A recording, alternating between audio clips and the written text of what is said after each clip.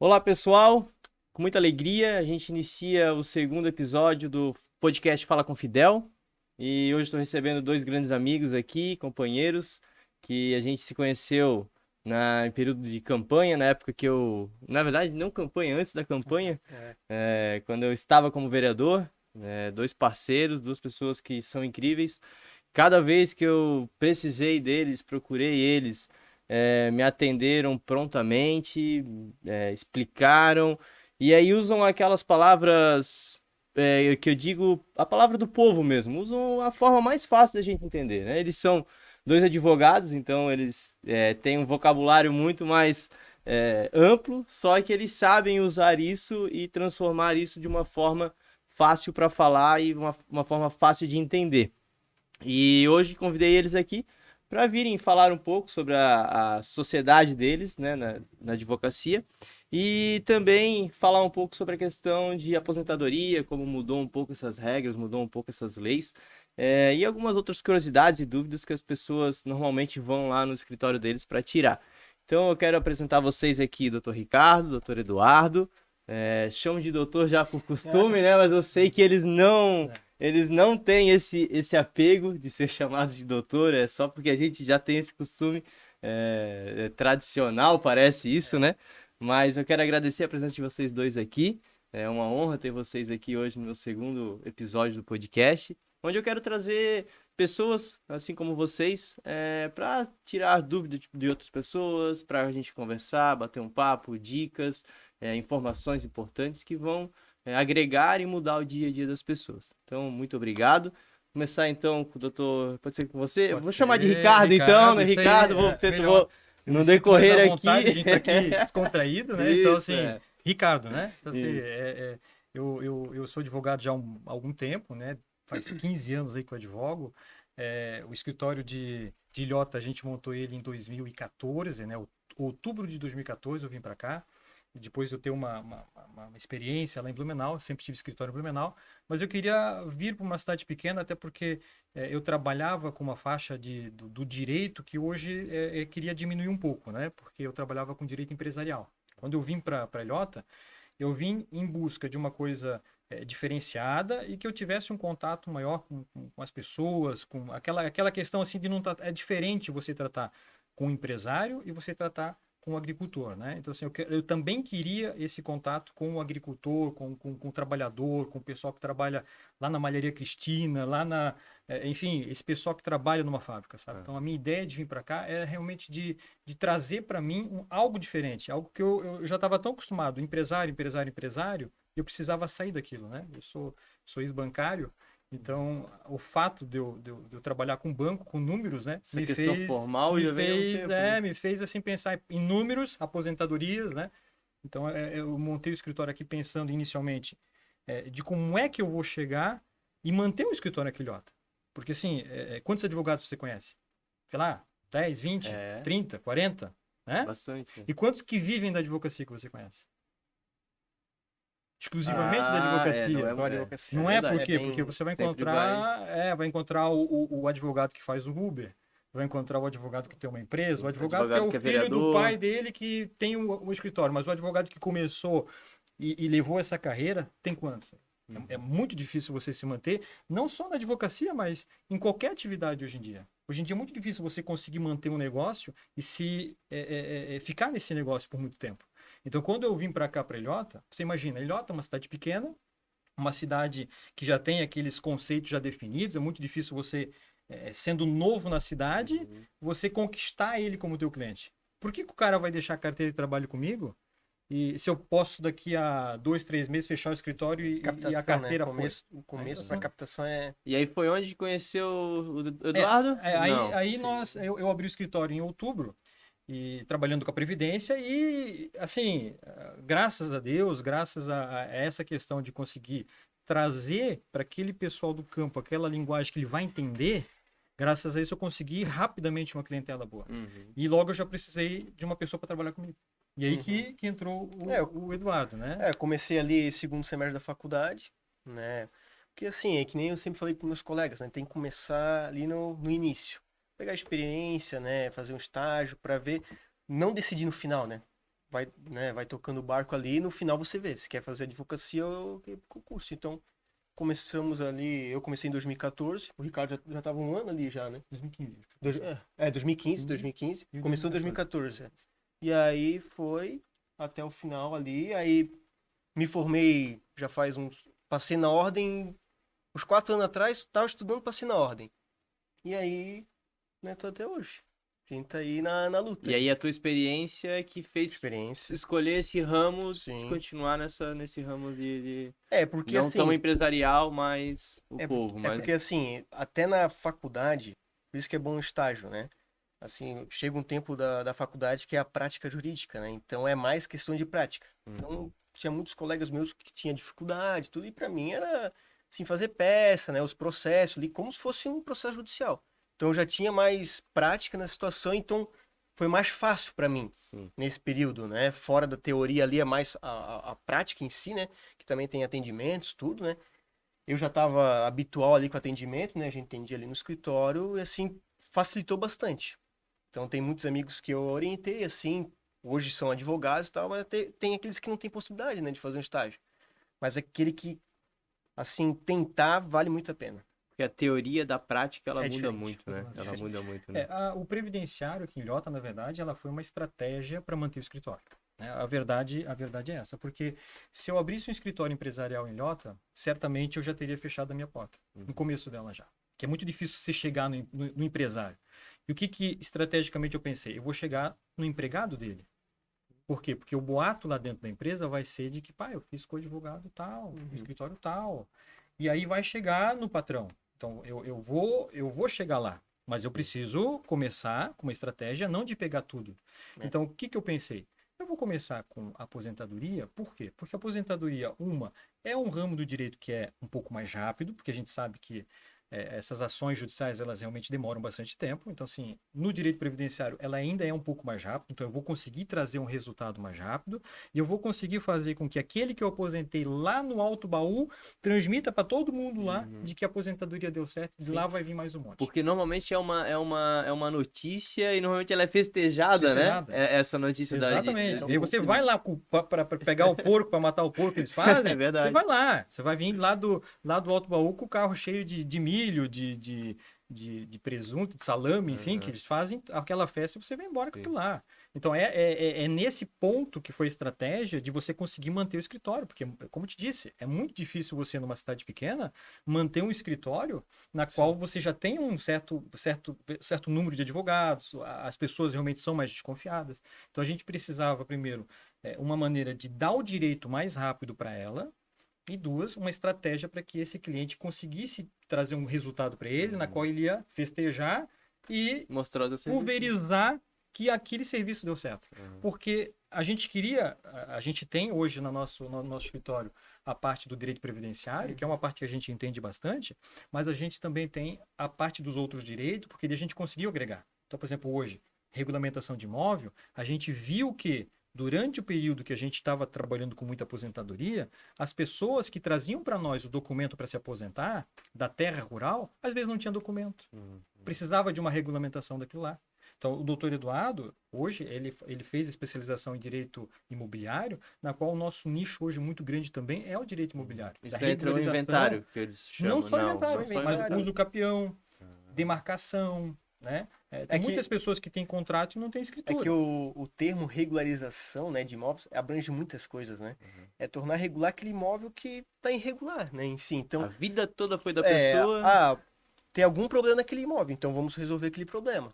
Pode ser uma simples regularização de uma construção até algo complexo, conforme um uso capião ou um inventário, né? Então, pode ser algo simples ou algo complexo. Então, a regularização abrange várias coisas, né? E hoje, né, especializei nessa área porque aqui em Ilhota a situação é muito irregular. Eu ia comentar então, agora, você que é bastante. Werner, né? O Eduardo que é Werner sabe. Sei. Minha família toda é daqui, então eu sei como é a situação em Ilhota, muitos como rural, urbano.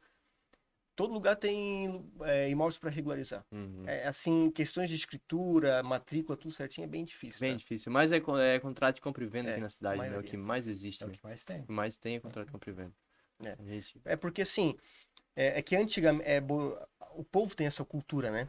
não vou regularizar, vou fazer o contrato ali, mais simples, vai ser mais barato. Só que lá na frente vai pesar.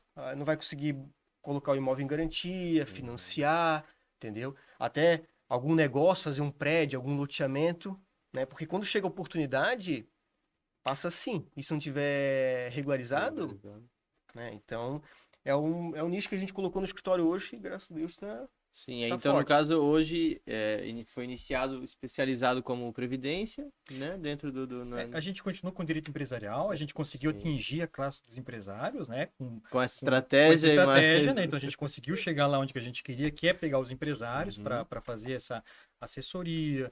Hoje, como a gente trabalha, por exemplo, com inventários, né? A gente chega para o empresário e fala o seguinte: meu amigo, você já fez a conta de quanto é que vai dar no dia que você morrer? Já fez essa conta?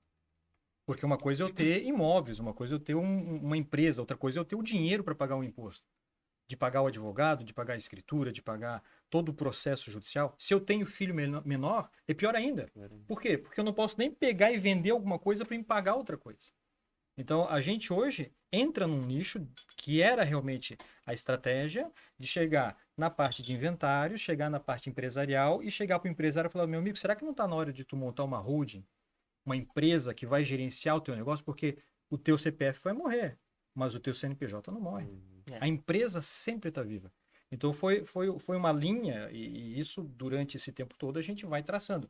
O problema hoje dos advogados é que eles querem, por exemplo, que a coisa aconteça. Então o que ele faz? Ele monta um escritório e faz de tudo. Isso não funciona. Nunca vai funcionar. E aí que tá os vendedores de cursos que saem da faculdade que não tem cliente vai vender curso. E, na verdade, a estratégia que eles vendem não se aplica na prática. A prática é o seguinte: você vai focar num determinado ponto. Eu sou muito da questão, assim, daquilo que você mentaliza. Sabe que eu sempre tenho um pouco de receio de participar de podcast, entrevistas e tal, né? Início do ano eu botei no meu Instagram, falei assim: olha, uma das metas que eu tenho esse ano é de aparecer um pouco mais. É de estar um pouco mais presente, de contar um pouco mais da advocacia, contar um pouco dos meus problemas, contar como é que funciona tanto a minha vida pessoal como a vida profissional. E joguei isso como meta. Tá lá. E de repente você vem e me convida. E aí você pensa assim: pá, por mais que eu tenha um receio, eu tenho um receio de ir, não vou talvez me sentir um pouco Tudo que confortável pede e vem, né? tal. Tudo Então, que assim, pede vem. não sei, será? Eu demorei um pouquinho para responder. Por quê? Porque eu fiquei pensando: poxa, aquela máquina na cabeça, né? Vai, não vai, vai, não vai. Poxa, mas eu joguei isso pro universo. Como é que eu não vou pegar o que eu joguei? Então a ideia de jogar pro universo é uma coisa que eu tenho muito presente na minha vida. Tudo que eu faço, eu mentalizo e coloco isso no papel, jogo isso pro universo e isso vem para mim. E de fato, Luiz, o que a gente vai plantar, a gente vai colher. Então, se eu joguei isso para o universo, eu estou colhendo. É por isso que as coisas acontecem na minha vida. Por isso que o escritório deu certo, está dando certo, a gente está expandindo, a gente está crescendo, a gente está cada vez mais conhecido. Então, assim, é uma das coisas que nos faz feliz, porque a gente sempre pensou, primeiro, nunca no quanto que ele vai pagar, mas sim como é que eu vou solucionar o problema dele. Resolver a vida Como é que eu dele. vou resolver? Depois eu vou ver quanto é que vai ser. Se eu conseguir, claro, eu vou passar o preço. Mas o primeiro ponto, eu posso ajudar? E tem como resolver? Isso Né? também, Tem esse porque tem fator. aquele... Vocês falaram da venda, de quem... Tem aquele que diz: não, isso aqui tá garantido, isso aqui eu vou Sim. conseguir para ti. A gente nunca pode garantir algo, né? A gente, diante de vários processos de experiência, a gente, né, diante de vários processos, a gente consegue ver um sucesso na demanda. Mas tem aquele advogado que garante e tal, e chega no final, tá errado. Eu Então, sempre digo que nós não somos vendedores de ilusão. É.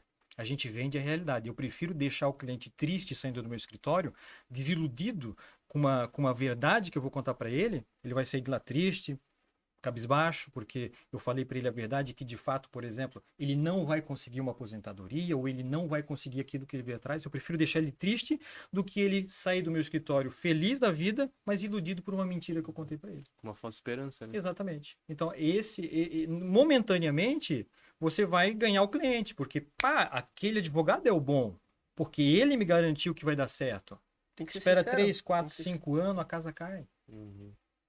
Nós estamos desde 2014. A gente tem uma questão sólida com a gente. Não, e vocês vieram, vamos dizer assim, vieram de fora. E a cidade, por ela ser uma cidade pequena, né, ela exige mais ainda de quem vem de fora. Exatamente. Exige mais ainda de quem vem de fora. Então, isso que vocês mostraram, né, toda essa força que vocês já têm hoje, assim, essa credibilidade que vocês têm hoje na cidade, vem disso, né? Vem dessa, né, de terem essa linha de, ó, não, é sim, é não, não vou ficar enrolando ninguém, porque ele até pode sair dali cabisbaixo, mas quando ele for ficar 1, 2 anos sendo enrolado, ele vai dizer pro outro, ele vai dizer, pô, mas o doutor Ricardo e o doutor Eduardo falaram eu falei doutor de novo, mas o Ricardo e o Eduardo falaram para mim que não ia dar realmente. Exatamente. E aí muda, né? Vai pra pessoa. Você converte, porque até a seguinte questão.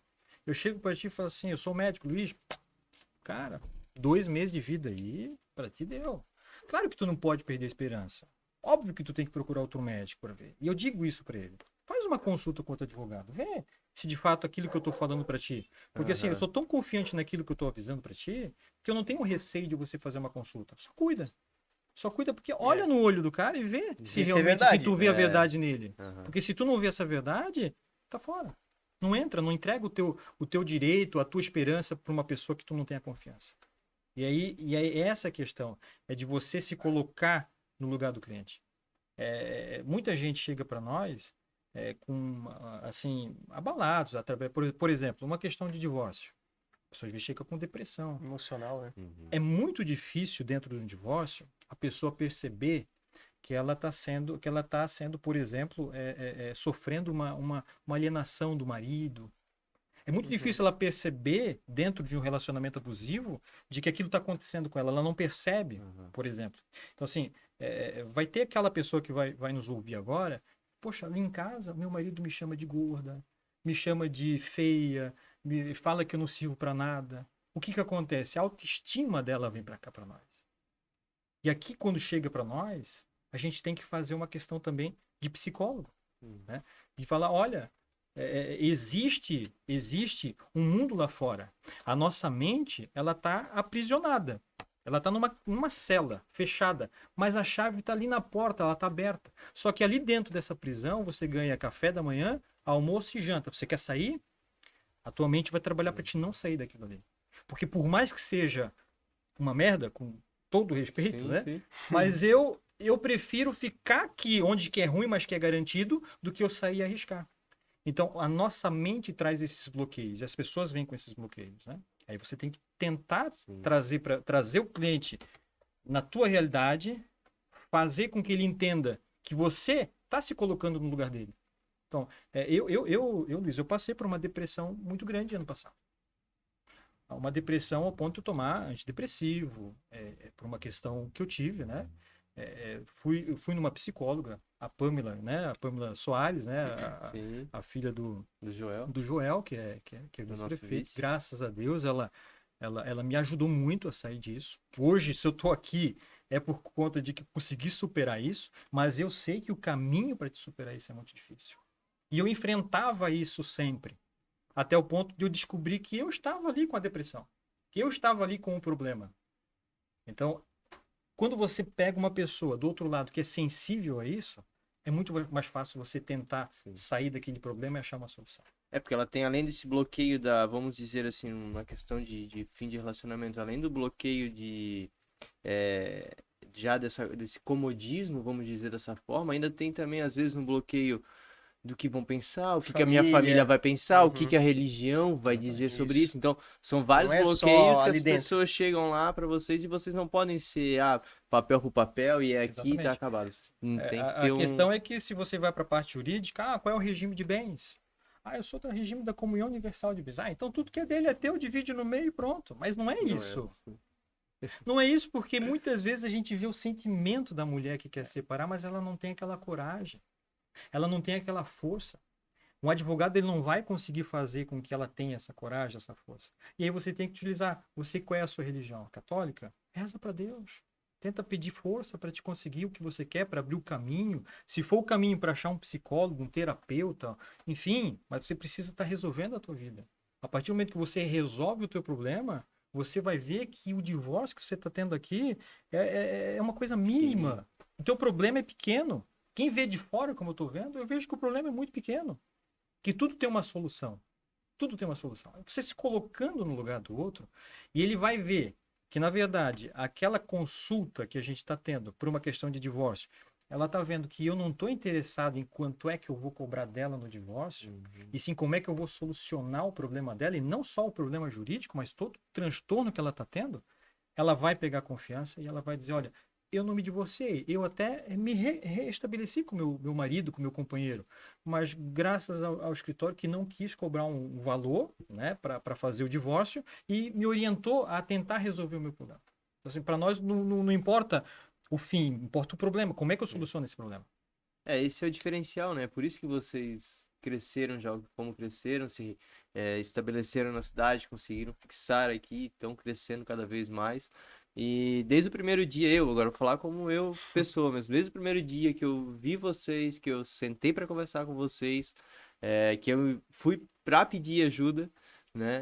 Vocês me atenderam super bem, vocês nunca me disseram alguma coisa de, vou cobrar tanto para falar contigo sobre isso, ou algo nesse sentido. Vocês toda a vida trabalharam a honestidade da de ver, assim, que vocês falam o que é a real mesmo, não é isso, é isso.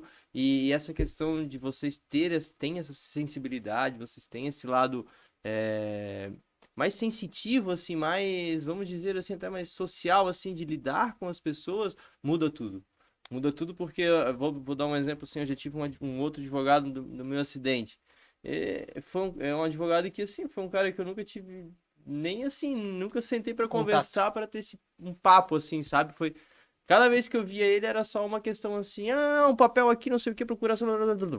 E eu ficava meio, meu Deus, o que tá acontecendo? Como é que tá esse processo? Será que eu consigo alguma coisa? Será que eu não consigo? E aí foi indo e foi se arrastando, fazem 10 anos já do meu acidente. O cara que bateu na gente, ele alegou atestado de pobreza e ficou por isso, sabe? Assim, ficou por isso. Nem era por ganhar algo nesse sentido, mas tu não se sentia acolhido em momento algum, assim, sabe? Nem num julgamento, nem antes, nem depois, nem, sabe? E isso muda, sabe? Isso muda. Podem ter certeza que o trabalho que vocês fazem, assim, é totalmente diferenciado, totalmente diferenciado. A forma que vocês falam e trazem as informações para a pessoa é muito fácil de entender. Quando vocês explicam alguma coisa, é muito fácil de entender, porque dá de ver que tá falando gente da gente, sabe? A gente sente que é gente da gente, não é algo assim que vou sentar com a pessoa, pô, pessoa superior, assim, ela tá. Não, a gente sempre sentiu que, eu particularmente falando assim, e aconselho, né? Quem precisar de alguma coisa, procure eles. Eu sempre indico, né? Eu tô toda a vida mandando, não, vai lá no Dr. Ricardo.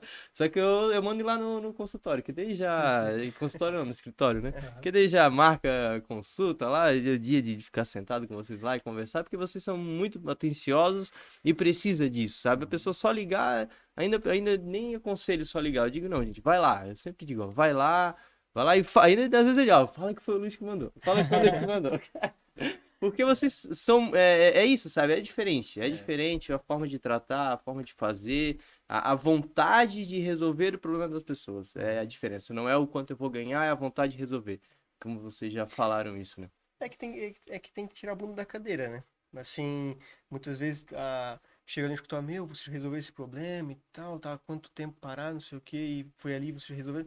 É porque hoje ficar sentado no escritório esperando tudo acontecer não vai acontecer. Só despachando não é assim. Tem que tirar a bunda da cadeira, prefeitura, fórum, tem que ir atrás. Tem aqueles processos que vocês olham assim, meu Deus do céu, isso aqui não vai dar certo, mas corre atrás que dá certo. É que muitas vezes a pessoa quando vem para advogado, porque ela já tentou, né? Ela já fez uma tentativa, ela já vai naquela esperança de que o advogado é a cartada final, né? Então, assim, tu tem que ter essa sensibilidade com a pessoa e dizer para ela, olha, isso aqui é muito difícil, eu vou fazer a tentativa, eu vou fazer o caminho, né? Mas eu não posso te prometer que vai dar, porque aqui realmente é uma situação muito delicada de conseguir. A questão, Luiz, não é você ganhar um processo ou perder um processo, a questão é de ser verdadeiro com o teu cliente. Essa é a diferença, porque pro cidadão, assim, para nós já é difícil a compreensão do que é justiça. É muito difícil, né? Qual é a definição de justiça? E eu sempre digo, a melhor definição de justiça é a seguinte. Você tem um filho que é assassinado. Qual é a pena que você quer para o assassino do seu filho? Pena de morte? 40 anos de prisão? Mas se o seu filho é o assassino, qual é a pena que tu quer para ele? Esse é o melhor conceito de justiça que você consegue trazer para um cidadão, que não só o cidadão comum, como até para quem é do direito. É a Muito definição complicado. mais incrível que tem. Porque ali a pessoa para e ela vai perceber, poxa, eu nunca me coloquei naquele lugar. Eu nunca coloquei o meu filho como um assassino. Mas qual seria a pena? E a partir dali, que o cliente vem, aí ele vem, porque quando ele chega no escritório, ele vem com a razão, cheio da razão. E quando ele vem aqui que você, opa, mas espera aí, vamos ver como é que é a situação inversa aqui. Quando você traz ele para cá, aí você consegue um acordo, uma negociação. Uma conversa, uma simples conversa pode resolver tudo. Às vezes ele já chega porque pesquisou um monte de coisa no Google. É. Já, acha, já joga todas as leis na mesa. É o que eu digo, né? Ele vai lá, ele vai primeiro consultar o vizinho, depois ele vai até no macumbeiro, no pai vai de santo, ele vai em tudo, né, para tentar solucionar o problema, né? Por último, lá no finalzinho, vai no advogado, que daí é... Então, assim, quando você quebra um braço, você vai onde? Vai no médico, né? Agora, quando você tem um problema jurídico, ele vai, com todo respeito aos contadores, que são nossos amigos, né? Mas, assim, ele vai no contador para um problema jurídico. Porque está impregnado para eles de que hoje o acesso à justiça é muito difícil. E, de fato, se a gente pegar a história do direito do Brasil, a gente vai ver por que vocês têm um hábito de chamar o advogado doutor. Porque, na época, era o doutor da lei, era muito restrito você ter. E isso ficou enraizado. E você hoje tem aquela doença, o doutor, o doutor, o doutor, e eu faço, cara, eu não sou doutorado. Eu sou especialista em um monte de coisa, mas doutorado eu não tenho essa questão de me chamar de doutores. É uma questão de formalidade, eu com outros advogados, a gente também trata eles como doutores, porque tem gente que tem um apego nisso, né? Eu não tenho apego a esse tipo de coisa, eu tenho apego Não fica ofendido, nada, pode... Eu tenho apego ao Tem carisma advogado da que fica pessoa. ofendido, assim, Eu mas imagino. pra nós, assim, é tranquilo. Não pode chamar advogado pelo nome, tá tudo certo. E aí no caso, assim, vamos, só para mudar um pouco, não mudar, né, continuando a advocacia, no caso, depois de se formado, vira bacharel em Direito, né? E aí depois a OAB, né? A OAB, ela é um órgão que regulamenta e apoia os advogados, e eu tava lendo, ele foi criado já em 1994. Lá atrás. Porque antigamente não precisava de prova da ordem. Não precisava da prova da ordem, né? E aí depois virou as provas feitas pelos estados, e aí depois agora, por último, no caso, é um órgão máximo, né? A própria OAB faz aplica provas, né? E aí, no caso, vamos supor aí, esse órgão, vocês tiram dúvidas, vocês Não. têm... Não, é só realmente um órgão de regulamentação da profissão, né? Então, por exemplo, assim, já acontece com muita frequência de você ter um direito tolhido, perdido. Por exemplo, uma vez eu fui na delegacia com um cliente meu para fazer um boletim de ocorrência e o meu cliente se sentiu melhor, mais à vontade de me acompanhar. Como era um empresário, cara, eu vou lá contigo, vou chegar lá. Cheguei lá para fazer o boletim de ocorrência em Blumenau, aí o cidadão pega, bota a mão no meu peito, bota aqui assim, não, aqui tu não vai entrar. Então, mas por que eu não vou entrar? Não, o senhor vai dar o depoimento? Mas eu vou acompanhar o meu cliente. Meu cliente tem o direito de estar assistido por mim. Não, mas aqui o senhor não vai entrar. Eu falei, então espera aí, então vamos resolver. Eu vou ver com a corregedoria, né? Eu vou pegar aqui o nome do senhor, a matrícula, e vamos ver se eu vou poder ou não vou poder entrar. Enquanto isso, meu cliente não vai prestar o depoimento. Se a gente não tem algum mecanismo de defesa, é muito difícil, sabe? Porque, assim, aquela época em que o advogado era respeitado, hoje já não é tanto. Ele ainda é respeitado, mas não tanto como era antigamente. Assim, eu já tive brigas em audiência, eu já quase fui preso numa audiência. Por incrível que pareça, porque não é o meu perfil, e eu contando isso agora, você vai pensar, não, mas o Ricardo não vai brigar com o promotor de justiça no meio da audiência e o promotor falar que vai prender ele, né? Não tem esse perfil, né? Não tem esse perfil. Mas ali, quando você está com o cliente, que você sente, até a minha pessoa foi ofendida pelo promotor, você não tem como ficar quieto. Então, assim, você vai para prender ou para ser preso e pronto, né? Então, assim, esses órgãos, eles visam também a proteção dos direitos dos advogados, a proteção, por exemplo, de muita questão que juízes fazem contra advogados. Fiscalização, né? Fiscalização. Tem escritórios que não têm advogado, que fazem trabalhos que são de advogado, então eles vão lá e fiscalizam. Mas, por exemplo, eu não consigo, lá dentro, um órgão para me consultar uma matéria. Isso Entendi. não tem. Entendi. Então, por exemplo, assim, o advogado ele não pode estar fazendo uma determinada propaganda.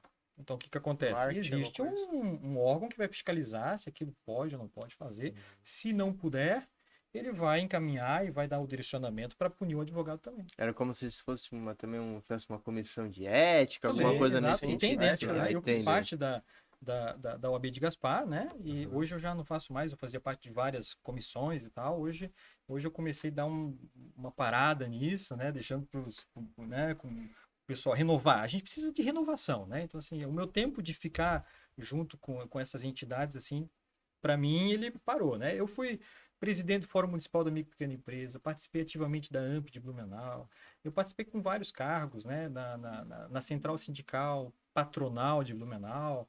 Então, assim, eu exerci várias funções que não eram nem remuneradas, mas a experiência que a gente pega ali é o valor que a gente recebe, né?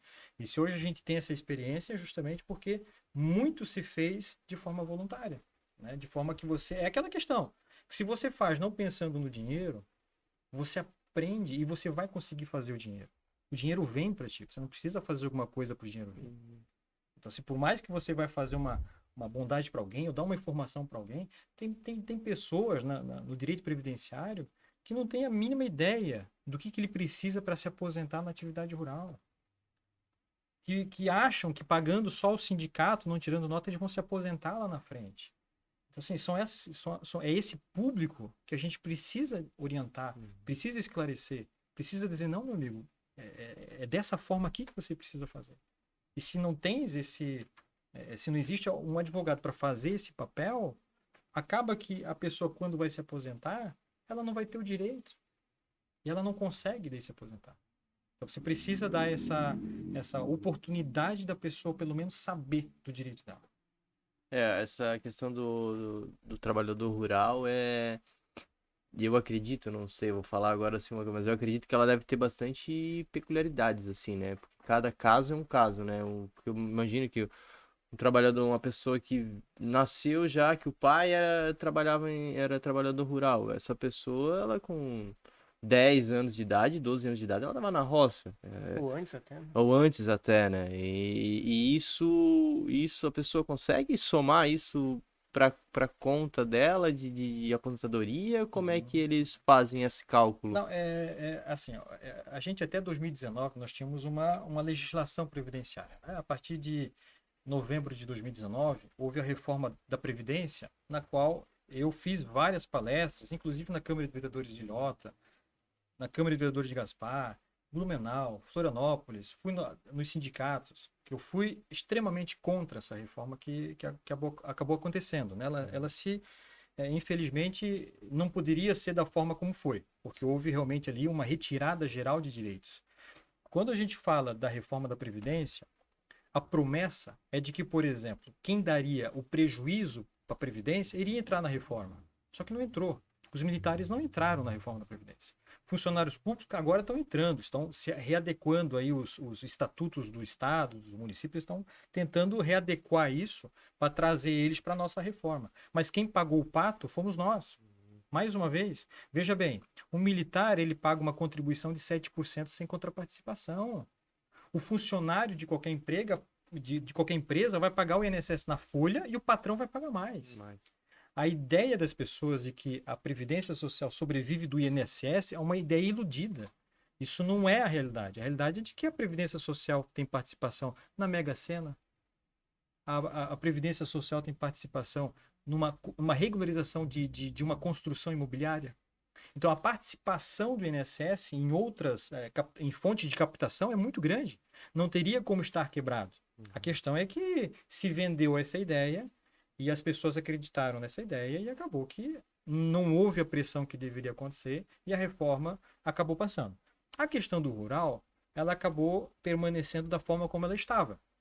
Então, a mulher se aposenta hoje com 55 anos de idade e o homem se aposenta com 60 anos de idade. Isso permaneceu na reforma. Na atividade rural, ela permaneceu. Porque a atividade rural, ela é muito penosa, né? Meu Assim, Deus.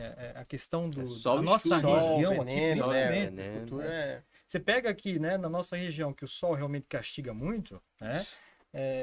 O índice de câncer de pele na nossa região é elevadíssimo. Então, assim, você fazer um agricultor trabalhar mais do que isso, Os condenar... 60 já é muito, Exato. vamos Pra um dizer salário assim, mínimo, né, né? gente? Exato. Você condena ele a não salário se aposentar, praticamente. É. Se você exigir mais dele, você condena ele a não se aposentar.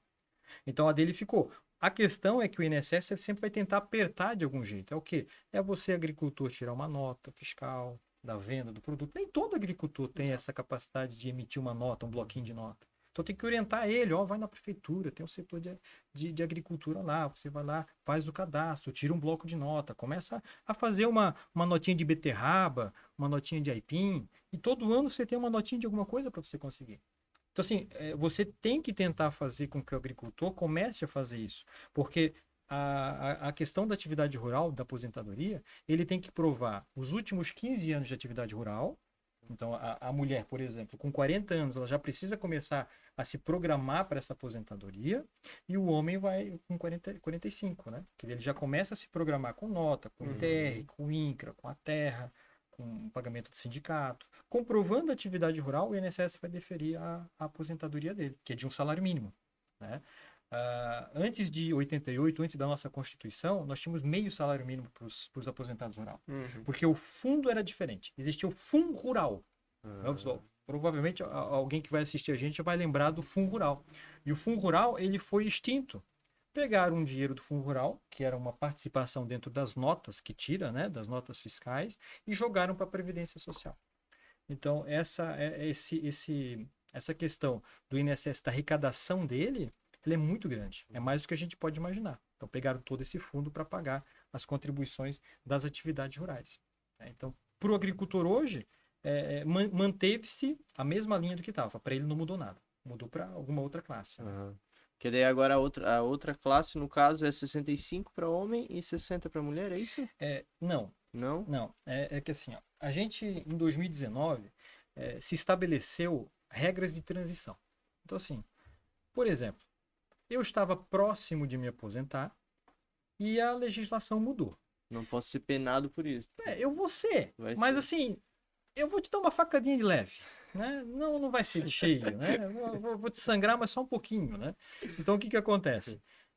Faltava até 2 anos para mim me aposentar. Então, vamos supor que eu tivesse 34 anos de tempo de contribuição. E para se aposentar, antes da reforma, bastava para o homem 35, para a mulher 30. Então, eu estava com 34, faltava um ano. Foi lá, novembro de 2019, reforma da Previdência, poxa, faltava um ano. Agora, se eu vou me aposentar com 65? Não, existe uma regra de transição. Que regra é essa? É aquela que, se faltava um ano, eu tenho um pedágio de 50%, então eu vou cumprir o meu ano, mais 50% do que faltava, mais 6 meses e me aposento. Maravilha. Até 2 anos.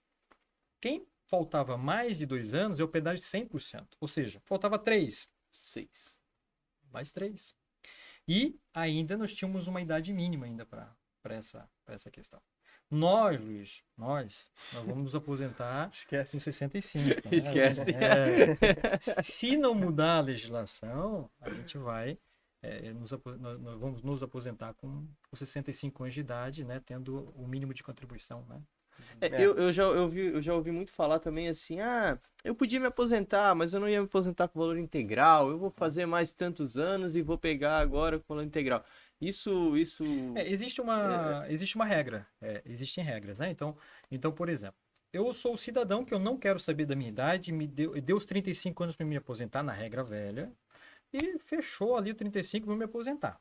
O que acontece? Eu me aposento muito novo, com 45, 46, 47, 50 anos. A Previdência faz um cálculo do fator previdenciário. O que é o fator? Ele faz o seguinte, o Ricardo está inteiro ainda. Vai viver mais aí uns 30, 40 anos, ele vai viver. Vou ter esse prejuízo. Então, em vez de ele receber a média que eu tinha contribuído, que, por exemplo, uma média de 3 mil, eu vou jogar um fator previdenciário de, por exemplo, 50%, que é um cálculo que se faz do tempo da tua estimativa de vida, né? Então, se faz esse cálculo, e eu jogo 50%. Então, em vez de eu me aposentar com 3 mil, eu me aposento com 1.500.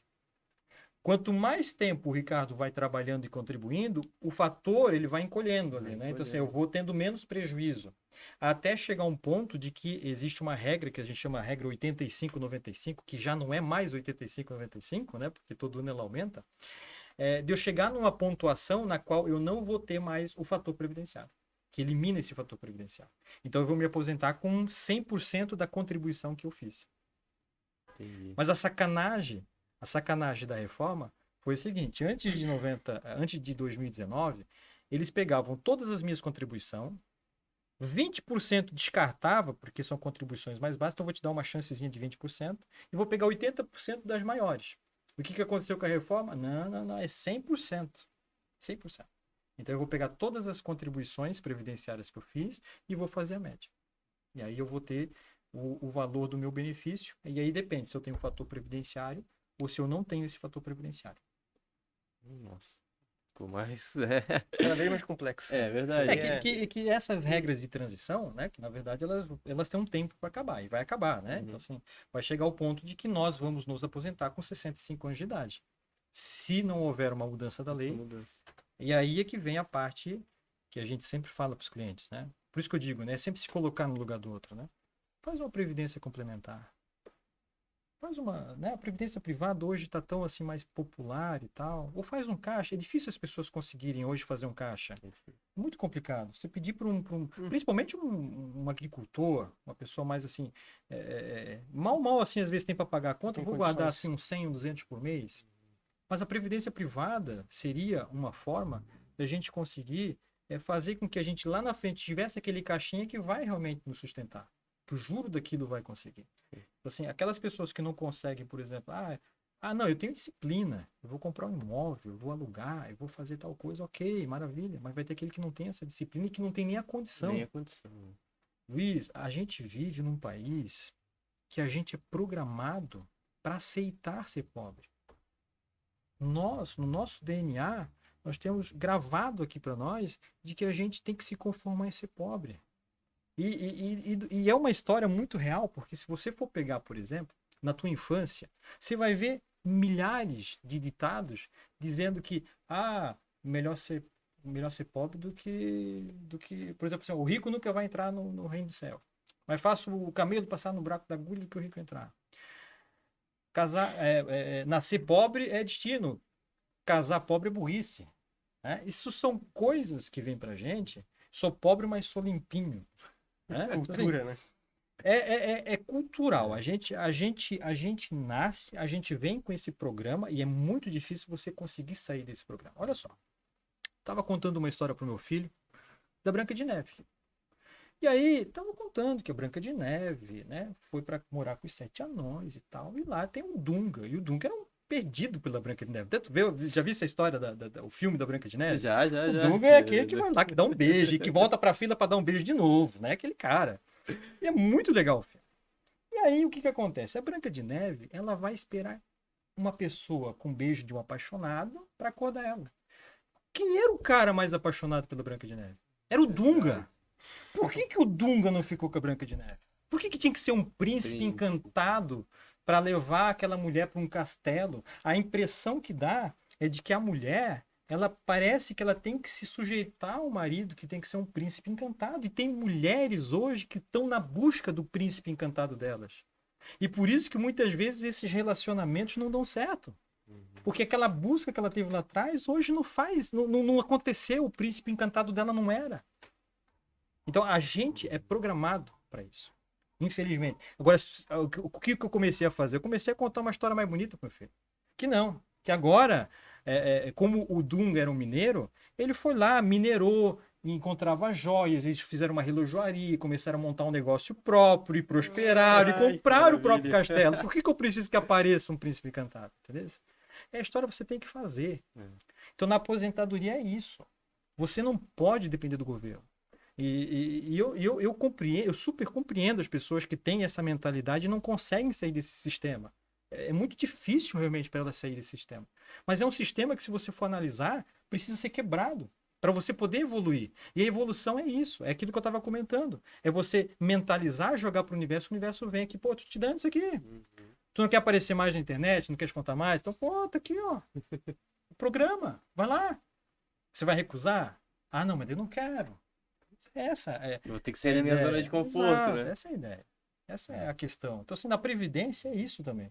É você também querer construir um pouquinho. Eu acho que a gente não pode, nós jovens, nós não podemos mais ter esse pensamento de ficar dependente da Previdência Social, porque lá com 65 eu vou ganhar um benefício. Eu não sei se com 65 eu vou ganhar. Hoje ganha, Uhum, mas quando a gente chegar no 65, será que vai ganhar? sim. É? Como a expectativa de vida das pessoas aumentaram, eles começaram a aumentar também. Sim. Eu até lembro na época que eu comentava e dizia, pô, mas é um monte de gente que, querendo ou não, vive dentro do escritório, engravatado lá, É diferente. decidindo isso para trabalhadores que, poxa, estão vivendo dia a dia na rua, estão ali ralando mesmo, né? Então, assim, a expectativa de vida de uma pessoa que Muito vive de uma diferente. forma totalmente diferente, né? Diferente. Você pega um mineiro, né? Falando da Branca de Sim, Neve, você pega um mineiro, a expectativa de vida, depois que ele fica 25 anos sofrendo a pressão, né? Lá na mina, lá embaixo. Já entraste em alguma mina? Não. Eu fui pra Mariana e descemos o carrinho. E foi, desceu. Aquilo não tinha fim. Cheguei lá. Que Meu dificuldade, rapaz. Que dificuldade. Imagina trabalhando com uma Mas, marreta nas costas, quebrando Carvão, parede. respirando carvão. Então, como é que um cidadão desse tem condição no Brasil de se aposentar com 60, porque ele reduzir a idade dele? Como é que ele tem condição? Ele não tem condição. A mínima condição. Ele não tem a chance de pegar a aposentadoria. Porque antes dele pegar a aposentadoria, ele já morreu com alguma infecção pulmonar, ou enfim, o pulmão dele ficou velho, porque ele forçou demais o tempo lá. Então, é disso que é difícil as pessoas compreenderem de que a realidade do agricultor é diferente do cara que trabalha na malharia Cristina, que o cara que trabalha na loja aqui do comércio aqui, que está lá atendendo o vendedor, é diferente do cara que está lá pegando o meu lixo no escritório. E a gente precisa fazer uma coisa que pudesse abranger todo mundo, que pudesse contemplar todo mundo. É muito difícil, por quê? Porque a política é uma coisa assim que realmente é lamentável no Brasil. Porque você começa a atender interesse. Eu vou atender agora os interesses da classe dos professores. Com todo respeito, os professores acho que merecem. Merecem né? também. Mas aí, se o professor merece, o policial militar também merece. Se o policial militar merece, o bombeiro que está lá pagando. E aí você começa a desencadear que todo mundo, então, vai merecer. Uhum. E você não consegue fazer por uma questão de interesse. Então, é muito difícil. O Brasil é muito grande, né? O Brasil é imenso para a gente criar uma legislação única para reunir e contemplar todo mundo.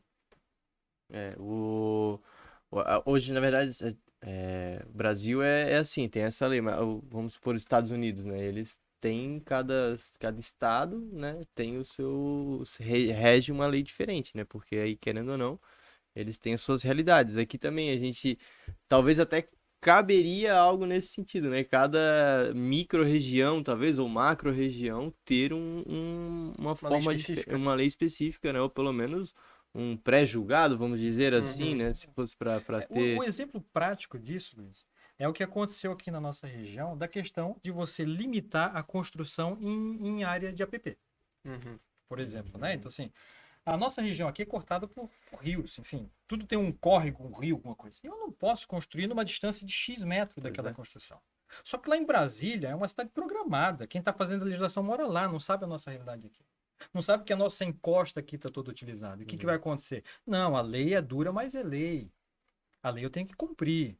E aí você não consegue, por uma questão. Por isso que é a questão de justiça, né? Isso não é justo. Não. Aí a gente tem que ver o que é justo e o que não é O justo. morador tá 30 anos ali em cima, tem que tirar ele ali de cima. Sim. Porque a cultura foi assim, né? É uma área consolidada, não tem como reverter, né? E lá em Brasília é outra história, né? E ele acaba não podendo nem reformar, às Não. vezes, sua residência ou sua loja ou alguma coisa nesse sentido. A gente vê porque a nossa cidade ela tem um corredor de compras hoje grudado no Rio Itajaí-Açu. Realmente cresceu ali, a cidade veio dali, as coisas começaram a ser ali. E hoje eu vejo a dificuldade que os lojistas têm para poder mexer uma palha ali dentro. Vai mexer uma coisinha, a gente já sabe que... Não consegue nenhuma escritura ali. Né? Nada. Que a Marinha já, né, realmente, é a função deles, sim, né? Mas teria que ter essa diferença, né? Essa peculiaridade ali, aqui é diferente, Diferente né? quando é uma situação nova. A pessoa começou a construir agora, comprou Uhum. agora. Hoje é outra realidade, né? Mas lá antigamente é uma legislação diferente, era tudo diferente. Então, a cultura foi assim e foi consolidando. E hoje, para demolir isso é muito complicado, não é Sim, assim simples, né? Tem vidas de pessoas ali, né? sim, sim. E ali, né? Que nem hoje tem a REURB, que é uma nova legislação de regularização fundiária, né? Que regulariza núcleos urbanos informais. Ela tem a possibilidade também de, quando em situações de APP, quando não tem uma possível reversão, não tem como demolir, uma indenização, vai pagar uma indenização, uma compensação ambiental em outro lugar ou em dinheiro, Uhum. entendeu? Então, assim, tá vindo leis, claro, ainda a REURB aqui no nosso município ainda não, assim, só o projeto lá legal que eu ouvi falar, né, mas a REURB ainda não se instalou, bem dizer, mas Gaspar, Blumenau, Pence, assim, mas é uma possibilidade de regularização, E a né? REURB, então, é um programa municipal, vamos dizer assim, Não, é criado uma pelo lei federal, é federal, uma lei e federal, aí os é, municípios se é adequam. uma lei federal que os municípios eles têm que acatarem, né? Eles não podem, né, vou ignorar isso. Aqui tá todo mundo irregular, não vou mexer, não. Eles são obrigados. Então, assim, pode começar pelo particular, né, advogados, engenheiros, assistente social, né, arquitetos, né, fazer um cadastramento pessoal, né, geralmente uma quantidade de moradores, meio que não é que um bairro, mas um núcleo urbano, né? Uhum, Assim já consolidado, que já tem ruas, né, pavimentado, energia, água, saneamento, né? uhum. Já tem as casas, só que eles não têm a escritura, o título, né? Então essa lei veio para regularizar, é como se fosse um loteamento ao contrário. Você vai regularizar, né, já com as casas em cima, Sim. então veio para ajudar. Mas ainda a aplicação assim tá bem baixa assim na Aham. nossa região assim. Eu acredito que futuramente vai ter mais. Como o Gaspar assim já tá aplicando, né? Ilhota, ela tá crescendo bastante, né? Tá Sim, evoluindo muito. Hoje a gente já passou de 20 mil habitantes, né? sim, sim. Eu quando... Lembro, assim, de quando eu era adolescente, Ilhota tinha cerca de 7 mil, É. 8 mil habitantes. Hoje a gente tá com 20 mil. Já é bastante coisa. E eu sempre via isso, né? Vamos supor, aqui na minha região, os terrenos eram do meu bisavô e da Sim. minha bisavó. E aí eles passaram pra minha avó, e aí eles tinham vários filhos, então cada um ficou com um Foram pedacinho. fazendo, foram E aí vendendo. depois a avó deu cada um pra um filho. Então, assim, foi se repartindo, mas tudo contrato compra e venda. E É, tudo nada. Porque era essa. Era era assim que tradicional, funcionava. era assim que Era funcionava. assim que E sempre funcionava, funcionou. né? E Então, agora tem que se readequar, realmente, né? porque hoje em dia a pessoa comprar um imóvel, muitas vezes vai depender do banco, mas não vai conseguir capital próprio. Então, ela tem que ter um imóvel regular. O banco não vai aceitar teu contrato, vai chegar ali e não vai aceitar. Uhum. Então essa lei também veio ajudar. Em que local? Muitas vezes tem área rural, mas tem aqueles pedacinhos que é área urbana. Tem uma igreja, aquele pedaço. Ninguém tem escritura, porque ao redor é tudo rural. Aquilo se instalou numa gleba rural que a gente chama, né? Matrícula rural.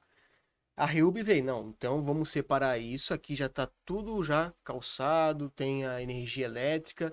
Vamos entrar com o projeto na prefeitura, ou particular, né? Com uma equipe, advogados, engenheiro, ou a própria prefeitura, licitação, né? Tem dois caminhos, caminho público, caminho particular.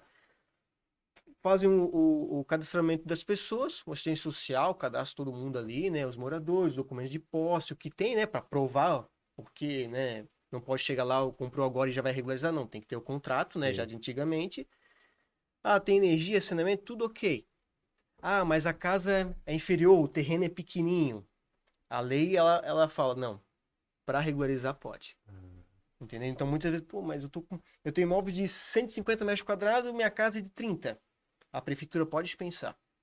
Para fins de titulação, assim, a CRF, que é a Certidão de Regularização Fundiária, que depois que passa todos os projetos na prefeitura, a prefeitura emite um título, né? Esse título é levado no registro de imóveis e cada um sai com a sua escritura, né? Muitas vezes até, não, precisa ainda pavimentar aquela rua. Mas pode sair o título antes, fazer um cronograma para depois regularizar. Então a pessoa já vai ter escritura e muitas vezes aquela obra não está pronta.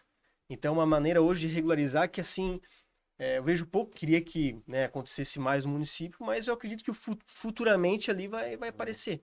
Às vezes até por acesso à informação também. Sim, sim. E também comodidade, né? É. Eu tenho aqui meu terreno, minha casa, não quero fazer nada, vou ficar vivendo É. aqui, não vou fazer, não vou mexer. Não vou mexer com isso, às vezes eles devem pensar isso também, né? O problema maior daí vai pros filhos, né?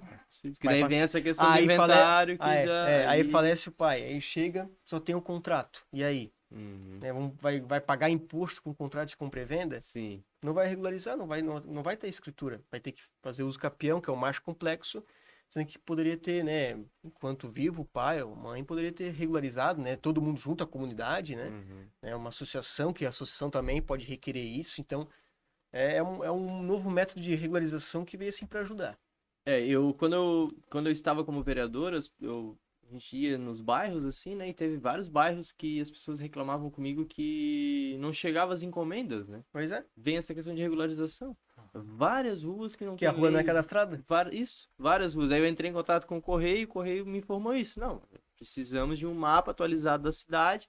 E aí depois até foi feito um projeto ali, foi denominado bem certinho os bairros, demarcado os bairros e tudo mais. Até foi uma outra encrenca, vamos dizer assim, que eu arrumei, porque atrás ali na Vila Nova não era para virar centro. Pô, mas, pô, gente, atrás ali, né, 200 metros do centro daí, Pois da, é, da prefeitura, daí para mim isso já virou uma coisa mais social, assim. E como sim, eu sou mais por esse lado social, assim, daí eu pensei, não, essa briga aqui eu vou comprar com eles, vamos até o fim e deu tudo certo. Agora tudo é centro, tivemos uma valorização, realmente sim, valoriza o terreno os da imóveis, pessoa, tudo, né?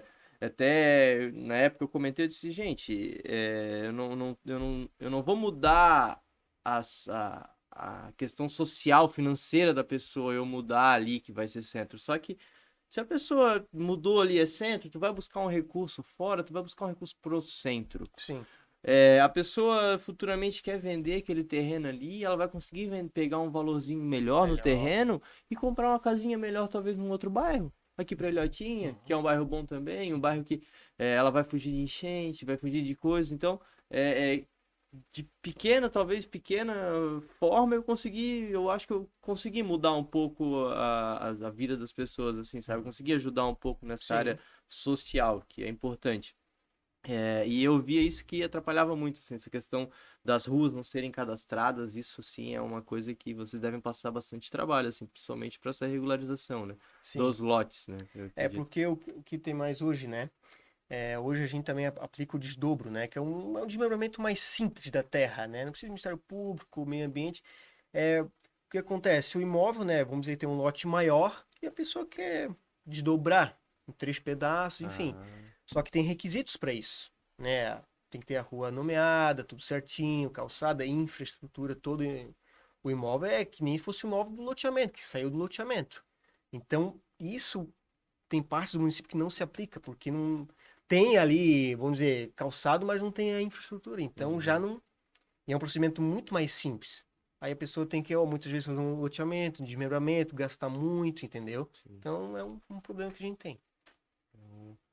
É uma coisa que eu vejo que tem bastante, assim, a gente vê, mas que bom que a lei, tanto federal, né, como eu acredito que logo também aqui em Ilhota também já vai estar Sim. sendo feito dessa forma, mas é importante, né? É importante a gente estar atualizando e buscando regularizar isso para as pessoas, né? Para É, facilitar um pouco a vida de pessoas, assim. inclusive a lei, ela orienta, não é que é obrigatório, mas ela orienta, assim, a prefeitura fazer uma comissão, né, de regularização, né, para esse fim, né?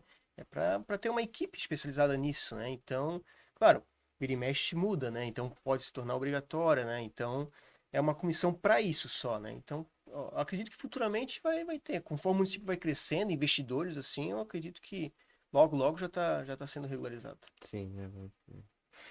A questão é que a lei, ela visa atender uma demanda histórica, né? A gente sempre teve as grandes mudanças da lei por uma questão histórica, né? Então, se hoje essa demanda de regulamentação existe, vai chegar um ponto de que isso vai ter que acontecer por conta dessa pressão da população, né? A pessoa ir lá e buscar, eu queria ver se tem a REURB aqui, eu queria ver se eu tenho uma forma de regulamentar o meu terreno aqui. Todas as grandes mudanças na legislação foi feita justamente por uma demanda histórica. Veja bem, uma questão trabalhista, por que a lei sempre auxiliou o empregado? Porque lá atrás O empregado trabalhava 14, 15, 16 horas, não tinha 13º, não tinha folga, não tinha um tempo para descansar, para almoçar direito, tinha que comer uma marmita ali na máquina. Então, o que que veio a legislação? Ela veio para dizer o seguinte, acabou isso aqui.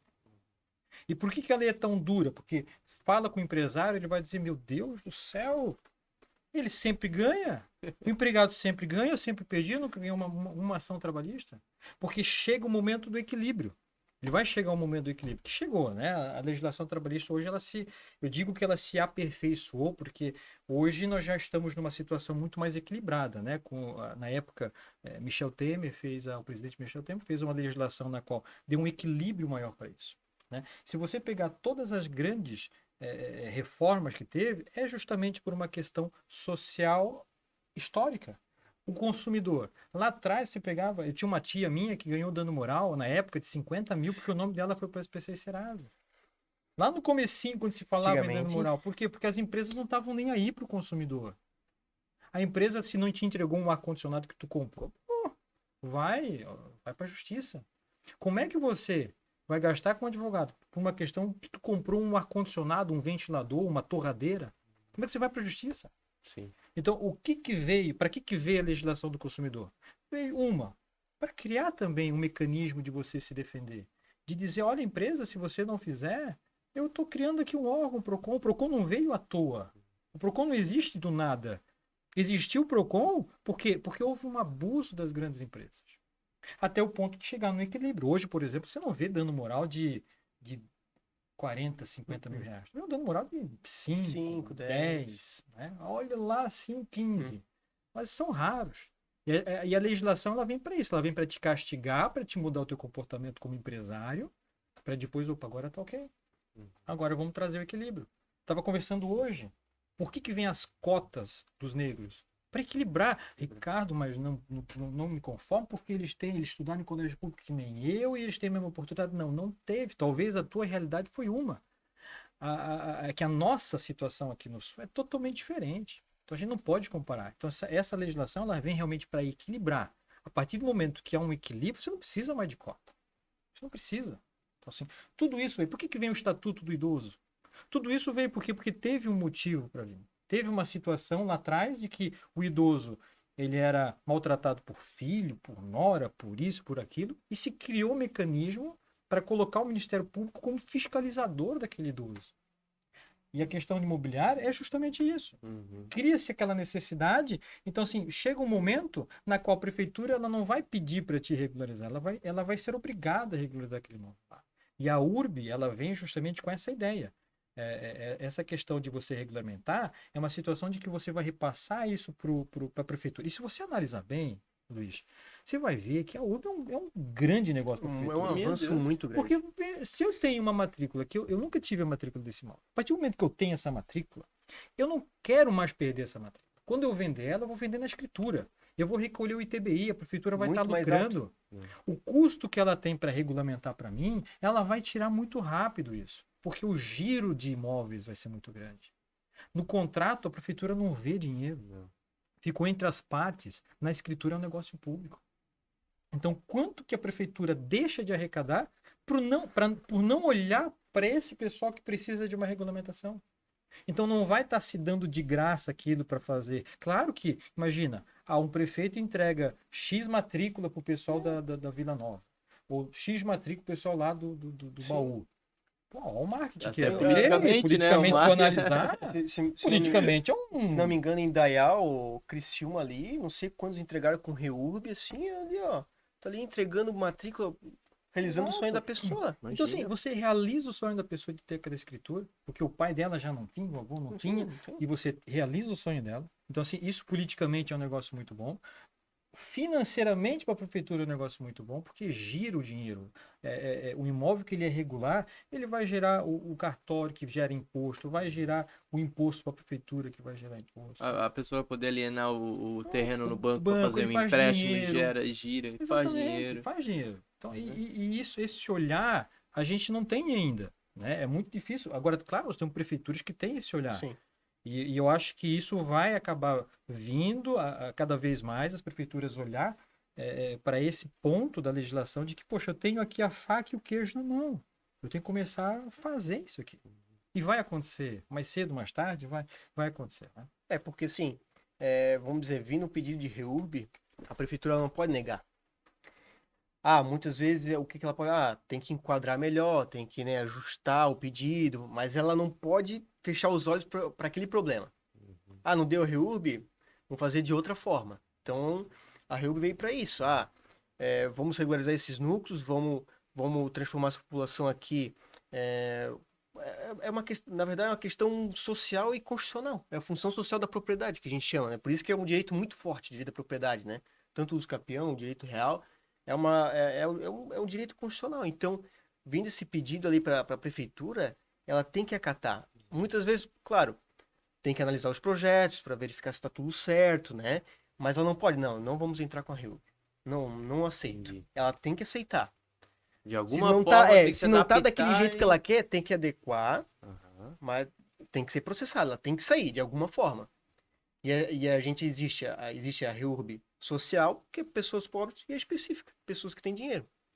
Pessoas pobres, muitas vezes de baixa renda, que não tem outro imóvel no nome, né?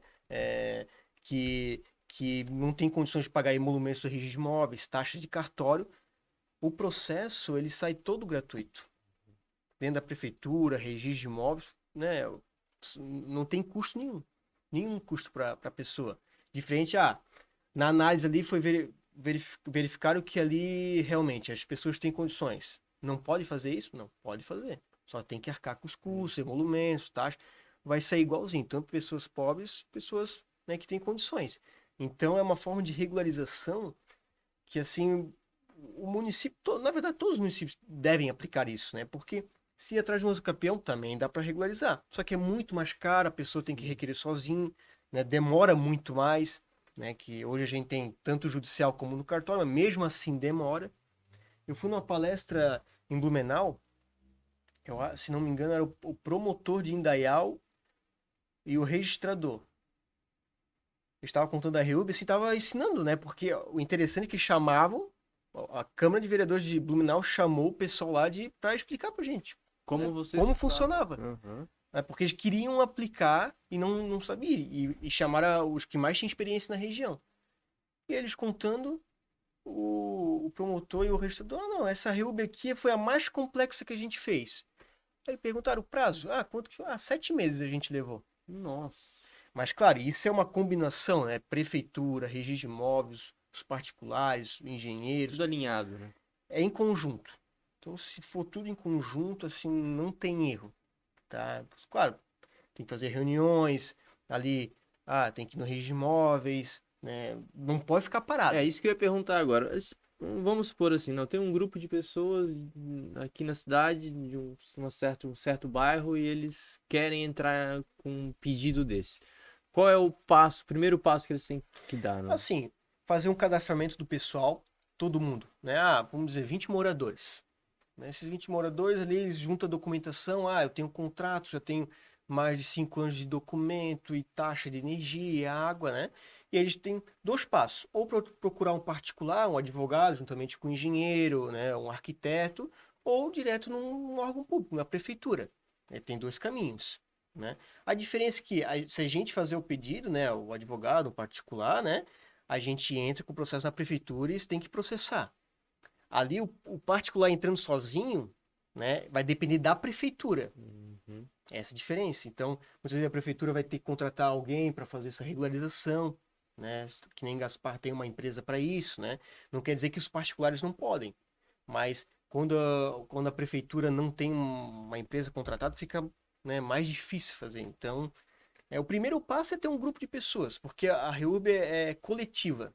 E aí esses grupos, eles têm que ser próximo, ou é um grupo de pessoas? Tem que ter um núcleo urbano. A REURB é um núcleo urbano. Então, vamos dizer assim, no mapeamento, aquele núcleo, várias casas aqui, como se fosse um loteamento, uma parte do loteamento. Vamos dizer assim, tem a rua, tem as várias casinhas aqui, né? Faz o cadastramento, o levantamento de documentos, todo mundo de acordo, porque é um processo consensual. Tem que ser amigável. Tem possibilidade dentro da legislação de, esse vizinho não concorda, dá para deixar ele de fora.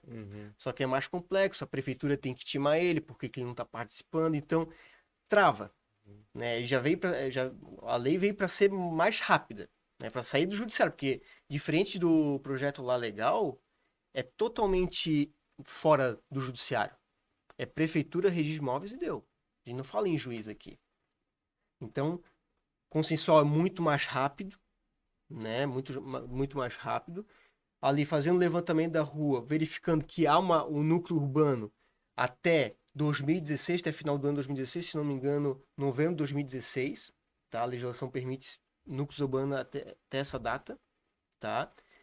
Verificando ali a existência, não tem erro, né? Se verificar que já tem calçamento, né? Porque tem que ter energia elétrica, né? Cada um já tem, vamos dizer, não tem o saneamento, mas tem a fossa filtro, água, já basta para começar. Então, assim, impedimentos é muito difícil, só se quando for uma área pública, que ainda a prefeitura tem a possibilidade de, né, se emitir na posse e tentar regularizar aquela questão pública, né, daquele pessoal lá, né, mas é algo mais complexo.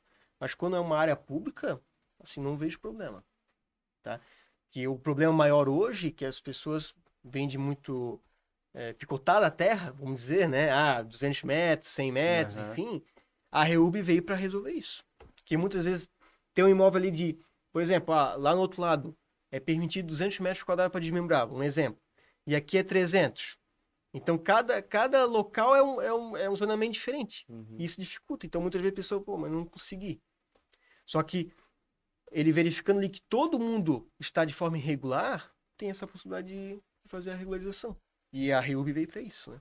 Maravilha. Assim, é um coletivo que muitas vezes sai muito mais barato, né? Do que o individual contratar tudo particular, né? Então, de forma coletiva, sempre é mais barato e muito mais rápido, né? Sim. Então, maravilha. Só voltando um pouquinho então no assunto de aposentadoria, não sei se o Ricardo quer complementar mais alguma coisa sobre essa questão de reurbanação. O que acontece hoje com muita frequência, que acontece frequência, inclusive aqui na nossa cidade, é questões de empréstimo consignados quando eles não solicitam, né? Isso aí tem sido cada vez mais comum. E o que acontece? O aposentado ele está lá recebendo o seu benefício, de repente apareceu lá 10 mil na conta dele. Mas ele não pediu um empréstimo, ele não fez nada. E o que aconteceu ali? Uma empresa, uma instituição financeira, alguém dentro dessa instituição financeira para ganhar algum tipo de comissão pela venda do empréstimo, coloca esse dinheiro, falsifica uma assinatura e joga no sistema. Isso é comum aqui, tá? Não é um caso, 2 casos, 3 casos, 4 casos que a gente fez aqui em Ilhoca, tá? São vários casos que a gente fez aqui. Não é nem essa questão de telefonema, não. Simplesmente a pessoa não teve contato.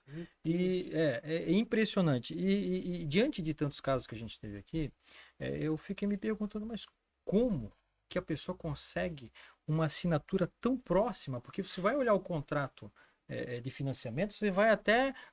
a gente não pode duvidar do cliente, sabe? A gente não pode duvidar do cliente, mas assim, é tão semelhante aquela assinatura que tu pensa, poxa, o cara fez muito bem feito. O cara fez muito bem feito. Ele tinha algum documento do cara. E o que a gente achou é que eles pegam um processo de concessão da aposentadoria por algum mecanismo, alguma venda lá dentro do INSS. Essas pessoas têm acesso ao processo concessório, eles pegam a assinatura e replicam num contrato e fazem bem próximo à assinatura. E aí o procedimento é sempre o mesmo, né? Boletim de ocorrência, de que aquele fato realmente não foi feito por ele, uma reclamação no PROCON. Não que o PROCON ele vai conseguir, mas quando a gente tem registros no PROCON, na delegacia, quando você entra com a ação judicial para devolver, o juiz vai pensar assim, pô, o cara se sujeitou a fazer um boletim de ocorrência, né? Fez uma reclamação no PROCON, ele está dizendo que não foi e ele quer devolver esse dinheiro para mim, vamos ver o que está acontecendo. Aí você ingressa com a ação, devolve o dinheiro e aí logo o banco já vem assim para acordo, para de repente ganhar um dano moral e tal, né? Pelo fato de usar o nome dele, o transtorno que ele teve por esse dinheiro ter caído na conta, né? Aquela situação toda. E pior ainda as pessoas, que também já aconteceu, de receber o dinheiro, vai lá no Google e bota assim, por exemplo, Banco Pan-Americano devolver dinheiro. Aí ele clica lá. Você recebeu um dinheiro indevidamente em sua conta através de um empréstimo. Sabe que o nosso sistema liberou vários empréstimos que na verdade não eram para ter sido liberados, você clique nesse link para devolver. Clica, vem uma conversa no WhatsApp. Ali ele está na mão do bandido. Ali ele vai Clonado perguntar site. qual é o nome do senhor, qual é o CPF do senhor, quanto é que foi, qual a data que foi, Pede e valor. eu vou emitir um boleto daquele valor para o senhor devolver. Nossa. E aí a pessoa pega um empréstimo, que na verdade ele não tinha, ele devolve para a pessoa errada, porque caiu no segundo golpe, né? E ele não tem mais esse dinheiro para devolver na justiça. Então, assim, olha o Transtorno. perigo, né? É golpe em cima de golpe. O golpista já está sabendo que isso está acontecendo tanto, que se você dar um Google ali, botar ali, devolver dinheiro, Banco Pan, por Já exemplo, tá ali. você vai ver um link de um criado, que na verdade não é do Banco Pan, mas que ele está ali nos primeiros.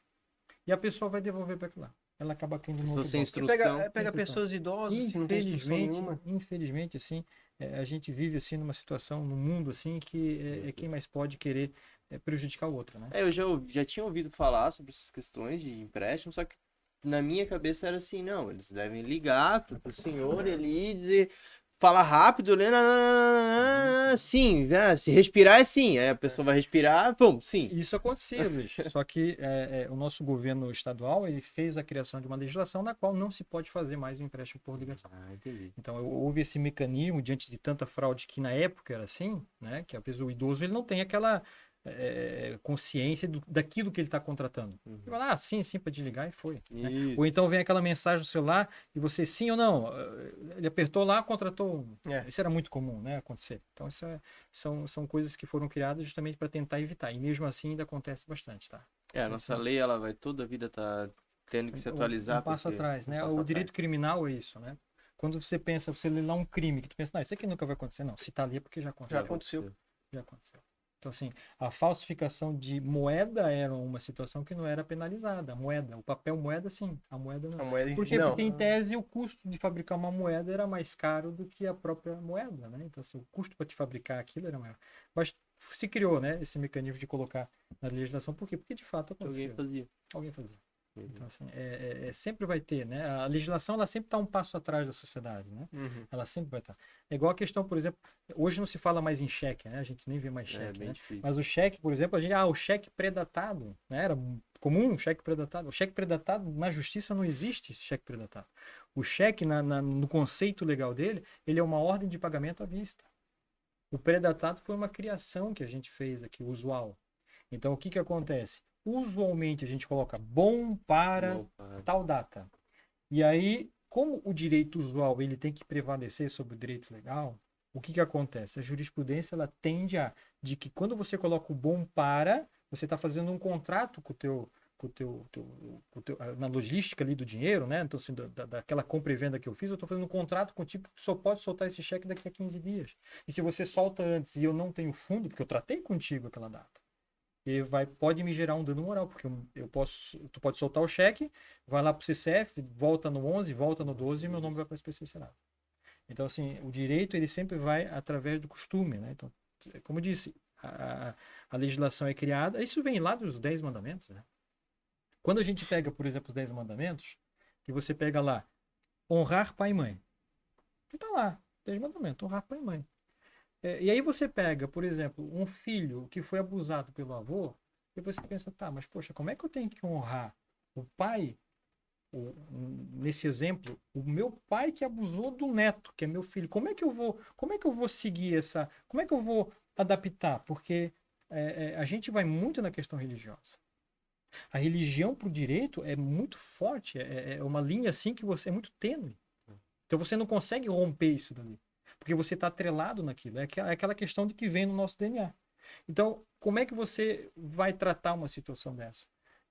Honrar pai e mãe. Mas qual é o papel meu? Meu papel de pai é que tem que ser honrado. Então, se o meu papel de pai faz com que eu tenha que romper com o avô da criança, que seria nesse exemplo aqui, hipotético, o avô da criança seria o meu pai, então eu vou ter que romper para me honrar um papel que eu estou exercendo. Então, a gente sempre tem que achar mecanismo, e aí é que está a interpretação da advocacia. Se você consegue interpretar um texto ao teu favor, cara, a legislação ela não precisa mudar. Você precisa entender ela melhor. Hoje, por exemplo, a gente fala em guarda compartilhada. Assusta quando eu vou falar em guarda compartilhada. Por quê? Porque a mãe vai dizer o seguinte, não, mas espera aí, guarda compartilhada. Eu não quero guarda compartilhada com ele. Ele tem que ficar comigo. Porque na ideia dela, a guarda compartilhada é o quê? É 3 dias contigo, 3 dias comigo, 3 dias contigo, 3 dias comigo, uma semana. Não é isso. Isso é guarda alternada. O direito evoluiu até no conceito, porque quando se criou, e eu sou da época, que foi em 2002, quando foi alterado o Código Civil, lá se dizia que preferencialmente a guarda tem que ser compartilhada. Preferencialmente. Mas nunca foi aplicado. A guarda compartilhada é uma aplicação recente. Mas como é que se entendeu agora que guarda compartilhada? O que é a guarda compartilhada? A guarda compartilhada é o seguinte: olha, pai da criança, tu tem a mesma responsabilidade que eu como mãe da criança. Se o meu filho pegar um estilingue, acertar no carro e quebrar o carro lá, é eu e tu.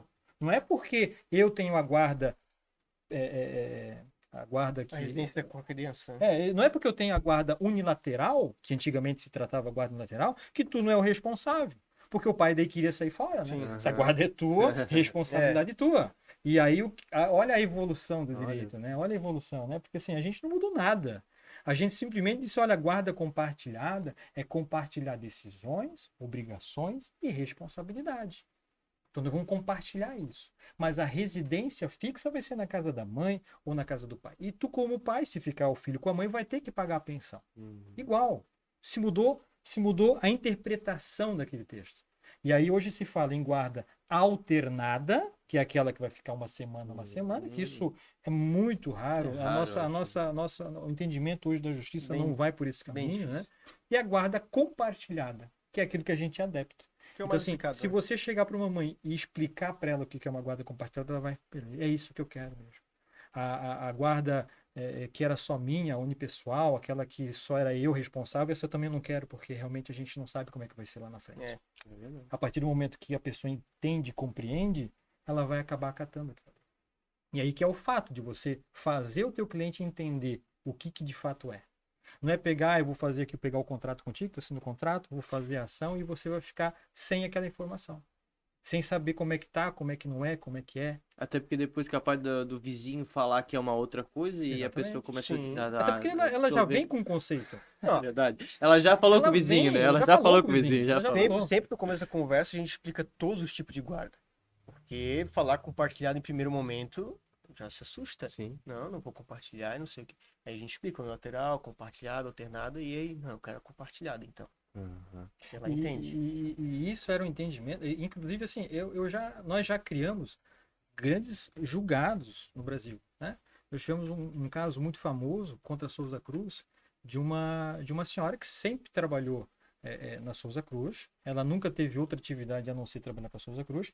E essa senhora, depois que saiu de emprego, 10 anos depois que saiu, ela contraiu um problema pulmonar, na qual ela precisou usar um tubo de oxigênio. E aí eu estava com um problema. Por quê? Luiz, quando você sai de uma empresa, você tem quantos anos para acionar a empresa? 2 anos. Eu tenho 2 anos. Eu saí da empresa, eu tenho que acionar a empresa durante 2 anos. Saí em 2021, eu tenho até 2023 para acionar. E aí eu posso cobrar dessa empresa os últimos 5 anos. O meu caso não dava. Por quê? Porque essa senhora já tinha saído há mais de 10 anos da empresa. Como é que eu ia fazer? Como é que eu vou resgatar o dinheiro? Eu vou chegar para ela, não, querida, não acredito. Tudo bem, né? Só está aí com problema, andando com oxigênio, tendo que pagar uma pessoa para cuidar da senhora, mas o direito não contempla a senhora. Eu não posso. Por quê? Porque isso é uma questão de que é uma injustiça. E o direito, muitas vezes, por mais que às vezes a gente tenha uma legislação dessa maneira, a gente tem que dar uma interpretação diferente para aquilo. E esse julgado, ele ficou famoso no Brasil inteiro. Por quê? Porque nós conseguimos fazer um entendimento de que a doença que ela descobriu posteriormente, o prazo decadencial para se cobrar é a partir do momento da detectação da doença. E não de quando ela saiu do emprego. Ou seja, ela saiu do emprego há mais de 10 anos, ela descobriu a doença hoje, a partir de hoje ela tem os 2 anos. A gente não mudou a lei. A gente só deu para a lei uma interpretação diferente, que nesse caso aqui não pode ser como os outros casos. E isso repercutiu no Brasil inteiro. Então são Humanizou, situações, né? exato. Humanizou a lei, Você não né? precisa mudar, às vezes, entendeu? A lei está lá, trocentos anos lá dessa forma. O que você precisa dar é uma nova repaginada nela. Você precisa dar um novo entendimento, aquele entendimento arcaico você não pode ficar. E é por isso que a diferença de você estar na academia, você estar lá na faculdade, com professores que muitas vezes, a maioria deles, não são advogados, eles não advogam, porque assim, eu fico me perguntando, pô, como é que eles conseguem trabalhar no escritório de advocacia, fazer as atividades da aula todas as noites, corrigir prova? É muito. Não consegue, né? Então, assim, eu sou da linha de que ou eu advogo ou eu dou aula. Eu não conseguiria fazer hoje os dois, né? Então, a prática da advocacia é totalmente diferente. Se eu falasse isso com um professor meu da academia, ele falasse assim, nunca tu vai ganhar um negócio desse. Só que se a gente ficar nesse eu não vou tentar porque é assim, nós não vamos ganhar. É o caso do rural dos 8 anos de idade. Se não tentar, Rural dos 8 anos de idade, tu pensa assim, pá, meu tio ganhou dos 12, o fulano ganhou dos O 12. que seria o Todo mundo rural ganha dos dos 12. 8 anos de idade? A partir dos 8 anos começa a contar já? É. Então, o que acontece? Nós temos um entendimento aqui na nossa região de que o rural começa a contar a partir dos 12 anos de idade. Mas a gente pensou, pô, vamos tentar dos 8. Porque a lei não fala que eu não posso dos 8. A lei não fala que tem uma idade mínima para me tentar. E aí a gente começou a tentar dos 8. A maioria a gente perdeu. Maioria. Mas, dentro da maioria, teve, sei lá, uns 10 casos aqui em Ilhota que a gente conseguiu ganhar dos 8 anos de idade. E a gente começa a criar uma jurisprudência, a gente começa a criar um Fortalecer, corpo, né? entendeu? A função do advogado não é ficar atrelado na lei, é de inovar, de tentar trazer para o juiz um entendimento diferente. O juiz, poxa, dos 8 anos ele já estava lá, estava na lida, estava ajudando. O trabalho dele era essencial para a família.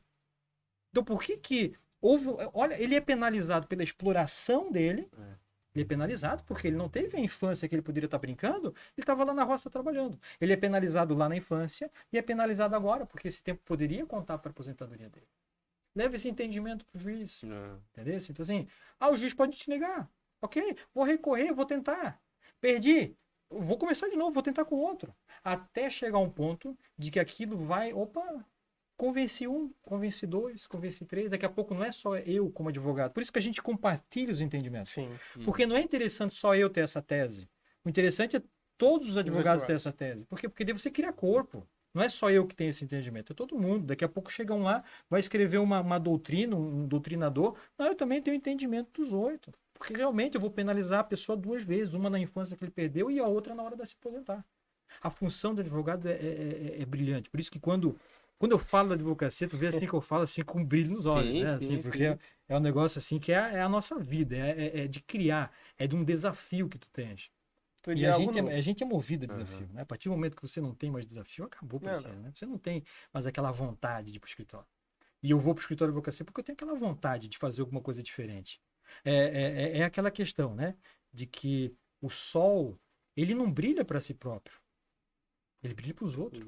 O advogado ele tem que brilhar para os outros. Ele tem que fazer a diferença na vida dos outros.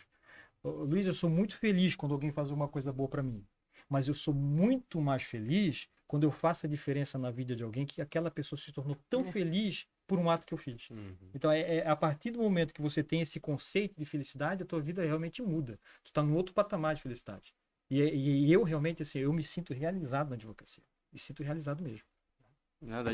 Dá de ver na forma de falar, na forma que vocês tratam os clientes de vocês, tratam até as pessoas, né, que nem acabam, vocês acabam, vamos dizer assim, perdendo o cliente, porque ela acaba nem precisando, às vezes, entrar com um processo, alguma coisa assim, porque vocês já resolveram antes da pessoa precisar entrar. Deixou de ganhar o dinheiro, não, mas ganhou essa credibilidade, essa felicidade exatamente. também da pessoa. A pessoa vai levar o teu nome adiante, vai fazer, né?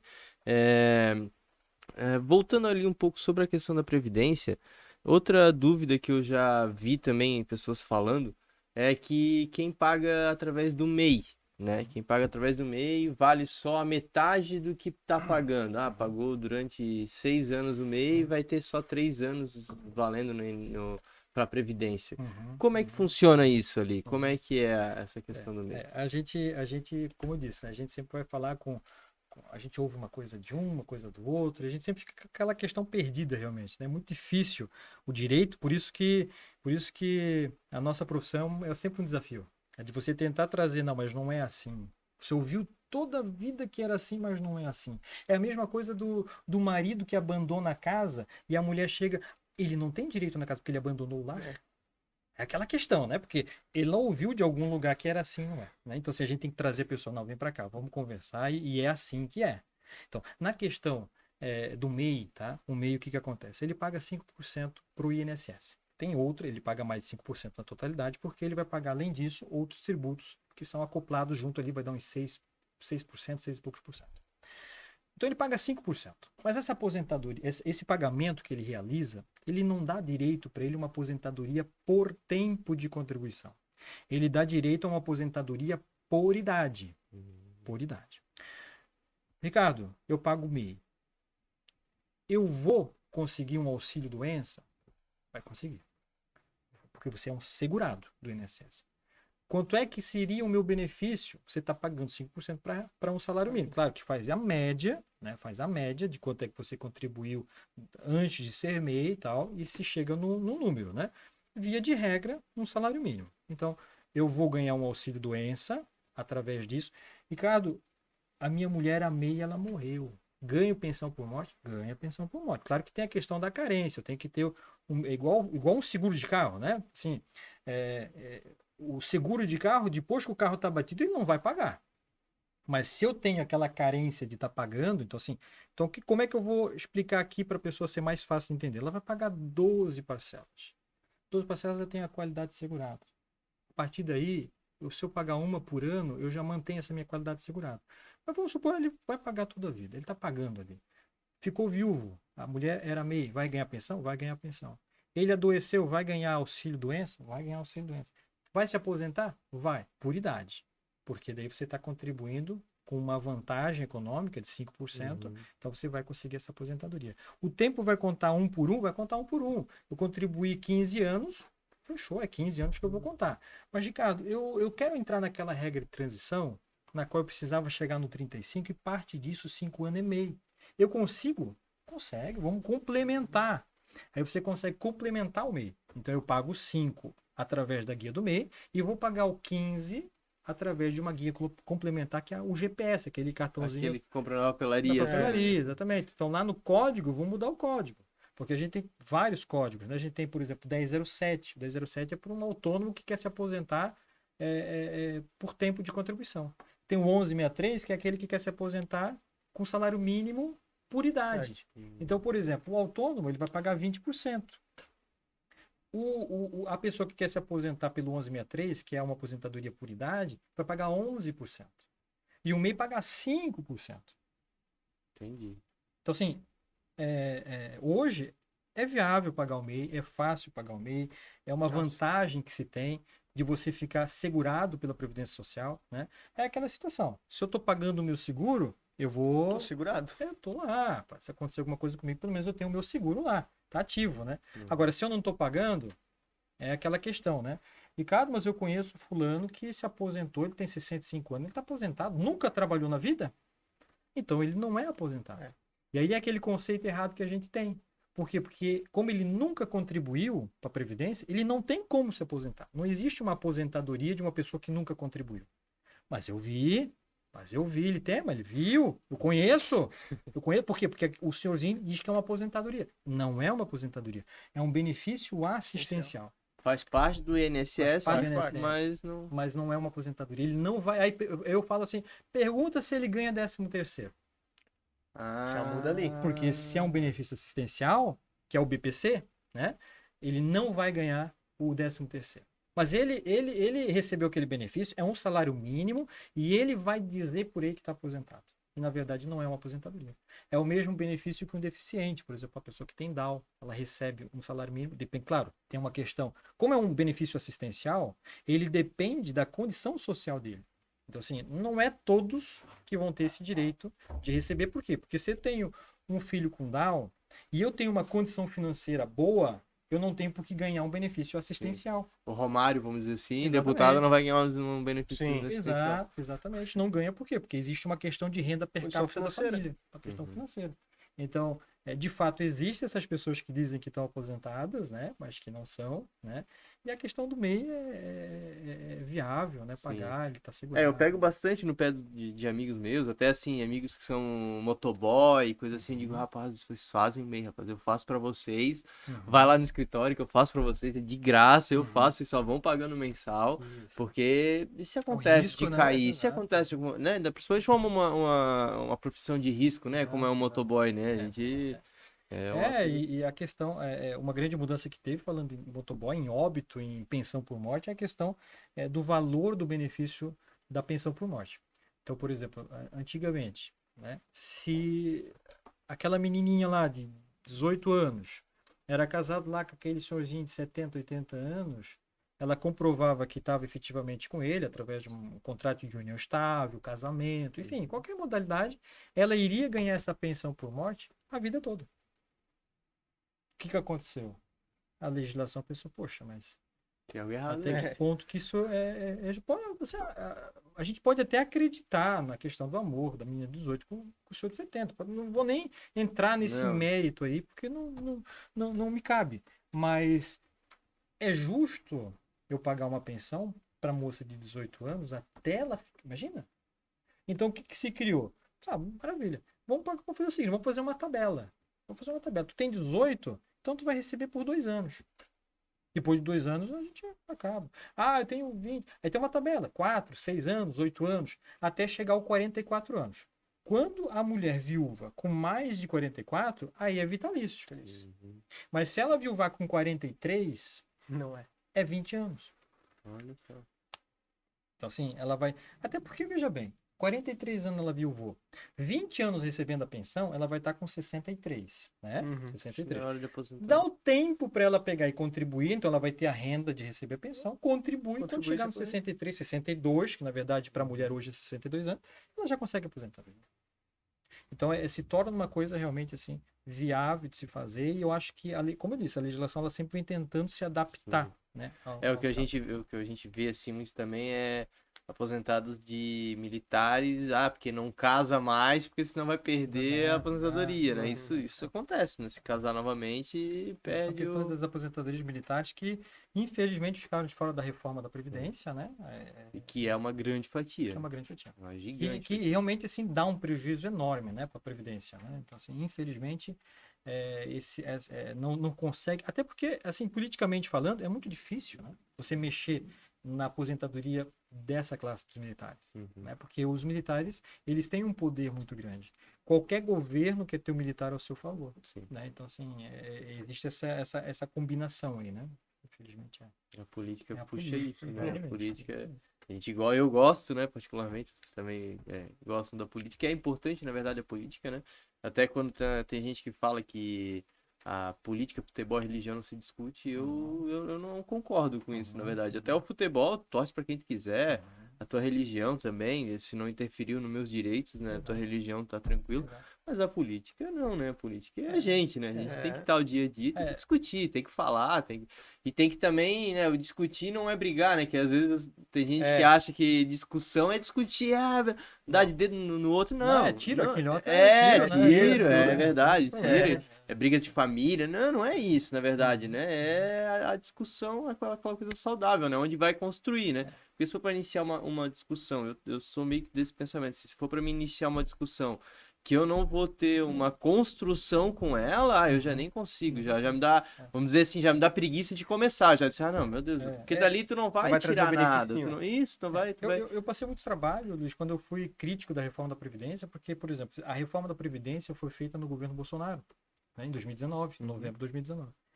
E eu fui um crítico disso. Então, assim, se você que está criticando uma lei, então tu é do PT. Meu Deus. Então, assim, é uma situação que pouco importa o partido que eu sou, se eu sou PT ou se eu sou Bolsonaro, isso não é uma questão. A questão é que, se você critica hoje o PT, é porque você é Bolsonaro. Se você critica o Bolsonaro, você é PT. E as pessoas, ela têm esse pensamento de que você não pode estar criticando o governo que você é adepto. Então, assim, eu sou um crítico da legislação. tabela de imposto de renda, eu já critico ela desde 2014, com vídeo no YouTube, criticando a tabela de imposto de renda. Eu já venho criticando desde a época da Dilma, da época do Temer, da época do Bolsonaro e agora da época do Lula. Enfim, é uma vergonha. 2015 foi a última vez? Não. Que ela foi mexida? Faz um bom tempo. Hoje é um salário mínimo e meio, né? Meu Que Deus, você já é surreal, tributado. né? Então, surreal, né? isso é uma crítica que eu venho já construindo há bastante tempo. Independente qual governo que foi, eu fui crítico disso sempre. Então, assim, Hoje a gente está criticando o imposto do inventário, né? O Estado, o né? ITCMD. Né? ITCMD, por exemplo, a legislação é de 2004. Então, É. quando a tua mãe ia fazer uma doação para ti em 2004, era 1% de imposto até 20 mil. Só que em 2004, tu comprava um terreno com 20 mil. Tu não comprava. Não. É verdade. Então, e esse negócio de taxar grandes fortunas, isso aí também é um negócio que eu fico. Tem gente que, infelizmente, né? Tem gente que acha que tem grandes fortunas, né? Que na verdade o taxar grandes fortunas são realmente fortunas, É, que são fortunas realmente. E a gente, eu acho que eu particularmente nem conheço uma pessoa que teria uma fortuna para ser taxada, né? Que no fim acaba sendo jogado isso para uma grande massa, que aquela pessoa que tem tem 2 carros, 2 casas, já acha que na cabeça dela que não, peraí, já vou ser taxado. Não é. Grandes fortunas, 5% da população brasileira que tem realmente a grande fortuna, né? O resto ficou pra gente aqui, né? E aí vem aquela questão também que a gente, desde criança, é acostumado a ser pobre, né? Tem que ser pobre. E tu tem que cuidar pra não ser miserável, porque tem um abaixo de ti ainda. Tem aquele que tá lá que é o miserável, e aquele tu não pode virar miserável. Tu é pobre, mas pelo menos tu não é miserável. Tanto que nós temos o termo sobreviver. Imagina assim, a pessoa tem que viver, né? É sobreviver. Cara, é porque o cara realmente tá lá no final mesmo, né? Então, assim, é aquele pensamento. A gente foi criado para isso. Né? Então, assim, a gente é criado para criticar o rico. A gente é criado para isso. E, na verdade, a gente não foi educado para a gente virar uma pessoa rica. Né? Que se a gente for analisar os empresários aqui de Ilhota, são grandes geradores de emprego. Sim, com certeza. A gente precisa deles. Com certeza. É claro que existem mecanismos para você querer. Mas a questão, por exemplo, de tributo, né? Veja mecanismos que se tem, né? Você vai lá no McDonald's e compra um hambúrguer com coca. Você vai pagar um valor. Se você vai lá comprar um combo, você vai pagar outro valor. Se você olhar o valor do combo, você vai ver que a Coca-Cola está lá em cima, o valor. Por quê? Porque o imposto do refrigerante é mais barato do que o imposto do hambúrguer. Então, ele acha mecanismo, né, de se fazer algo para que você pague menos imposto. Então, o empresário ele sempre tem que achar uma manobra de tentar pagar menos, porque assim, o tributo vem e abocanha. E não dá. Então, tenta achar alguma coisa para ele tentar aliviar e fazer um produto competitivo. Né? Então, é aquela situação... porque o mercado é isso, né? O mercado ele vai te pedir um produto de melhor qualidade, o mais barato possível para que tu tá entrando ali dentro. E se não fizer isso, não tentar de alguma forma economizar, de alguma forma... É igual a gente tem aqui, né? Nossa cidade, a capital catarinense, moda íntimo, moda praia. Aqui, cada lugar que eu vou, que eu falo que eu sou de Ilhota, ele já... Meu Deus, lá tem lingerie barata, né? E eu digo, não, é barato e tem qualidade. E realmente, a nossa qualidade aqui, o nosso preço... É coisa que vai pagar... bater. Isso, é impossível, quase impossível bater, assim. E lógico, é um título que a gente tem que estar sempre forçando ele e fazendo ele crescer mais. Até eu conversei com o Rudy na semana passada e a gente comentou sobre isso, e ele até comentou que ele falou que a cidade não pode dormir em cima de um título. Ninguém, né? Nem nada, né? Pode dormir em cima de um título, porque senão vem outra pessoa e pega. E vem, a gente pega esse título deu. E a gente até comentou isso por causa que a gente falou sobre a questão dos cursos, né? Porque hoje a gente não tem mais cursos para corte e costura, cursos para incentivar isso. E o empresário também não tem mais tempo hábil e nem o financeiro para poder dizer assim, não, vou botar aqui 5 costureiras que eu vou ensinar elas. Não, por quê? Porque ele precisa daquela matéria-prima, ele precisa daquela mão de obra, ele precisa manter um preço, precisa manter uma qualidade. Então acaba ficando difícil, né? A informalidade nasce nisso, né? Por isso que na questão de imposto no Brasil, eu sou muito crítico, porque você acaba, por exemplo, te abrir uma confecção, você acaba tendo que fazer informal na sua garagem, com uma máquina, daqui a pouco você coloca 2 e 3 e acaba ficando naquela informalidade, se não gera imposto, ao passo que se a gente colocasse o imposto justo, você vai, por exemplo, no mercado lá nos Estados Unidos, você vai comprar lá $100 e o atendente fala, sua compra deu $100 e o imposto deu $8. Nossa. Nós temos um imposto X. Hoje qual é o imposto do tomate? O imposto da cachaça? O imposto do arroz?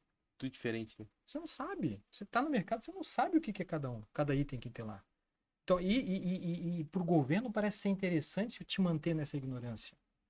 Porque parece, Melhor não né? saber. Exato. Em vez de você pegar a sua faturinha, ó, isso aqui daria tanto sem imposto e tanto com imposto. Eu acho que a conscientização da população seria diferente, você saber disso. Porque daí tu começa a criar uma massa que não tá contente com aquilo. Uma E aí crítica, né? tu começa... E daí vem essa situação do reúrbio. Foi se criado por quê? Sim. Porque criou uma massa de pessoas que precisavam de uma mudança. Buscava tá? isso. Todas é como... Meu filho estava na creche e, por uma situação lá em Gaspar, faltou comida na creche. Fizeram uma reunião com os pais, fizeram um banquete. Um banquete lá. E, poxa, né? Se está faltando comida para as crianças, né? Como é que os caras me fazem um banquete desse daqui e chamam os pais para conversar?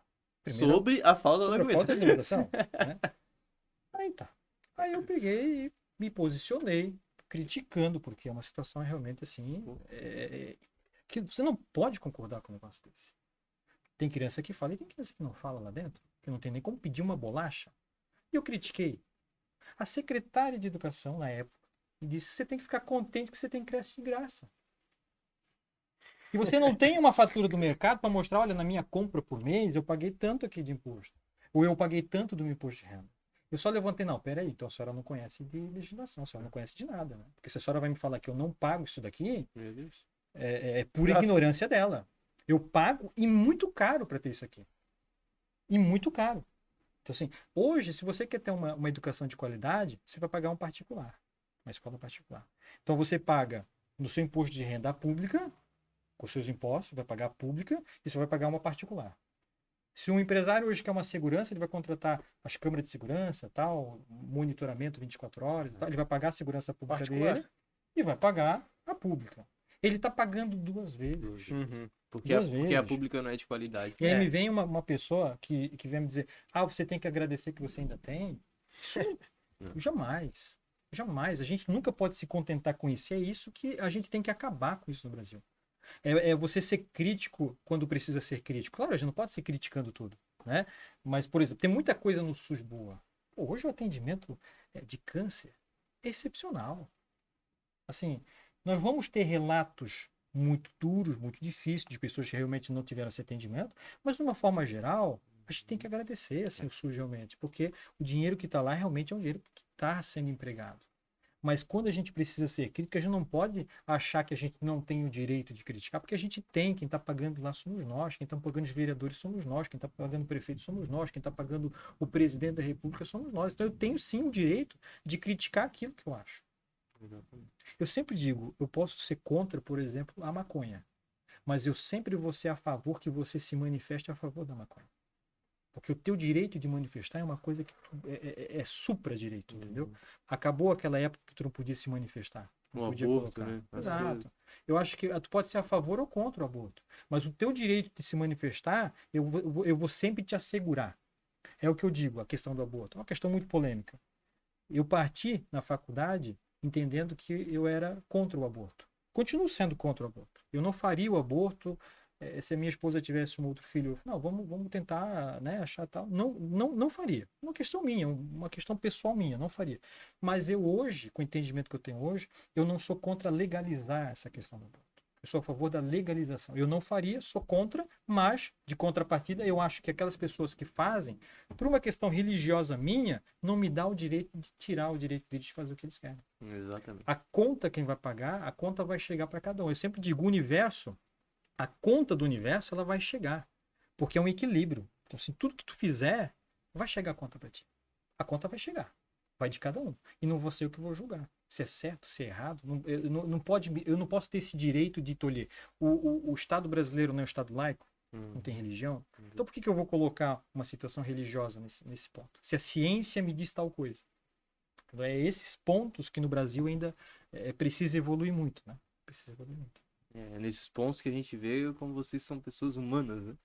E quando recebem os seus clientes lá, recebem de uma forma humana, acolhem de uma forma humana, e é por isso que vocês estão crescendo como estão, e eu torço e o que eu puder fazer para vocês terem, agariarem mais clientes, terem mais gente procurando vocês, podem ter certeza que eu sempre vou fazer, porque eu tenho a mesma certeza que tudo que eu precisarei e tudo que eu já precisei, vocês sempre também estiveram de portas abertas. Já posso quase 2 horas já de conversa aqui. Passou rápido. Passou rápido quando a conversa é boa, quando o papo flui, é muito bom. Eu agradeço vocês de coração por ter participado aqui. Agradeço mesmo, assim, é muito importante vocês estarem passando aqui hoje. Eu até sempre comentei, eu falei, meu primeiro podcast vai ser o Rude, porque é um cara que dedica seu tempo, sua vida, além de ter a profissão dele de talhador, mas ele também dedica seu tempo, tem um hobby, que é um hobby lindo, né? Que é tu marcar histórias, né? Então, ele tem 2 páginas, uma para política e outra para as pessoas. Ele não deixa morrer a história, né? E eu sempre dizia, eu falava, o segundo que eu vou chamar vai ser o Dr. Ricardo e o Dr. Eduardo, porque eles vão falar, eles vão trazer dicas, vão trazer informações para as pessoas. Porque, como eu já conversei várias vezes com vocês, eu sei que quando vocês falam para o povão mesmo, para as pessoas entenderem, com palavras fáceis, com verbos fáceis, com um jeito diferente de falar, né?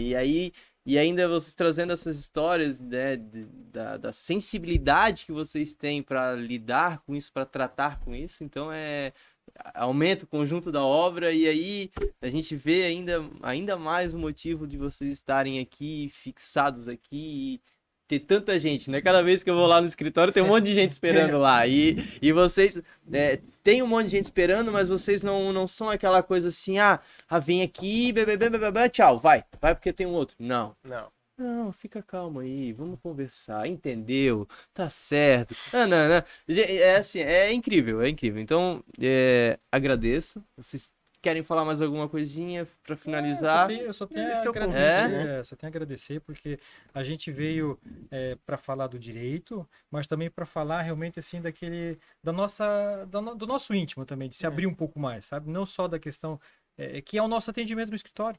Nosso atendimento é isso, não é simplesmente te dizer o teu direito, porque o teu direito hoje em dia, como eu disse, na família de cada um vai ter um advogado para dizer o direito. Agora, de sentar contigo, conversar e chorar contigo, de fazer você entender de como é que você vai solucionar, que muitas vezes não é nem um caso de separação, de divórcio, disso, daquilo. Às vezes é uma questão que a pessoa realmente está precisando de um tratamento diferente. Ter essa sensibilidade. A gente queria trazer aqui nesse podcast o papel do advogado, mas nessa questão também de auxiliar e não só de judicializar. O direito, porque a ideia do advogado hoje é a questão de judicializar. Advogado é justiça, é briga, é isso, é aquilo. Realmente, de fato, muitas vezes é assim. Mas a gente tem trazido uma advocacia diferente. A gente tem trazido uma advocacia aquela de aconchegar, de entender o problema, sabe? Luiz, tantas vezes eu travei, Luiz. Eu já travei tantas vezes. A última vez que eu travei foi com a minha mãe. Minha mãe está passando por um problema de câncer, está fazendo quimioterapia. E a minha irmã, na primeira quimioterapia, começou a cair o cabelo da minha mãe. E a minha irmã pegou e raspou o cabelo da minha mãe. E me mandou o vídeo. Cara, pra mim, assim, eu dei uma travada. E eu falei pra mãe, eu vou depois, mãe. Eu vou na tua casa e tal. E a minha mãe é fantástica. Porque minha mãe, ela me conhece. Ela pensou assim, ele não vai vir, mas eu vou lá. E eu fui, ela veio na minha casa. Chegou lá, né, cobrindo o cabelo. Filho, vamos dar uma volta lá em Doutor Pedrinho, vamos fazer um passeio e tal. Filho, vamos tirar uma foto? Tirar uma foto comigo e tal. E filho, agora eu quero tirar o lenço. Porque ela queria me trazer para a realidade dela. Ela queria me puxar pro que ela estava sentindo, entendeu? Ela queria mostrar para mim que ela estava aceitando a condição dela. Que ela aceitou o tratamento, que ela vai ficar bem. Também. Só que eu precisava chegar no nível dela. Então, assim, essa situação que a gente hoje senta com o cliente e traz ele para cá, é isso que eu aprendi de casa. Então, assim, nada é por acaso. É a minha mãe. Então, assim, a minha mãe nem sabe que eu travei, sabe? É a primeira vez que eu tô falando disso, que é uma coisa recente. A minha mãe tá na segunda químio só. Então, assim, foi uma situação realmente que eu parei, travei, e eu pensei, poxa, e agora, né? E agora? Porque você, no tratamento de câncer, você sabe que vai chegar o momento de ter que raspar o cabelo e tal. Mas nunca parece que é o momento. Tá? Obrigado pela oportunidade de tentar trazer essas histórias aí. E só tenho a agradecer aí você, que é um grande parceiro, um grande amigo, né? Eu quero sempre estar carregando por A muito gente tempo. sempre está de portas abertas. Obrigado mesmo. Obrigado mais uma vez por estarem aqui hoje, trazendo essas informações, trazendo um pouco das histórias, vidas pessoais de vocês, experiências. E eu peço para as pessoas que se tiverem com algum problema, alguma dificuldade, alguma coisa, algum processo judicial que vocês precisarem, olha, gente, são dois caras incríveis, eles são incríveis, eles vão mandar a real mesmo. Eles vão mandar a real para vocês. O que vai poder ser feito e não vai faltar esforço, tá? Para vencer alguma causa ou para solucionar algum problema. Esses dois caras aqui são incríveis. Então, mais uma vez, agradeço de coração. Muito obrigado mesmo. Muito obrigado também a mãe e a Vitória que estão aqui me ajudando, né, nesse projeto. Agradeço a todos que também estão me mandando uns feedbacks muito legais no meu direct ali no Instagram. Pessoal, onde eu tô indo, assim, vou abastecer, vou no mercado, as pessoas comentam, pô, cara, o teu podcast.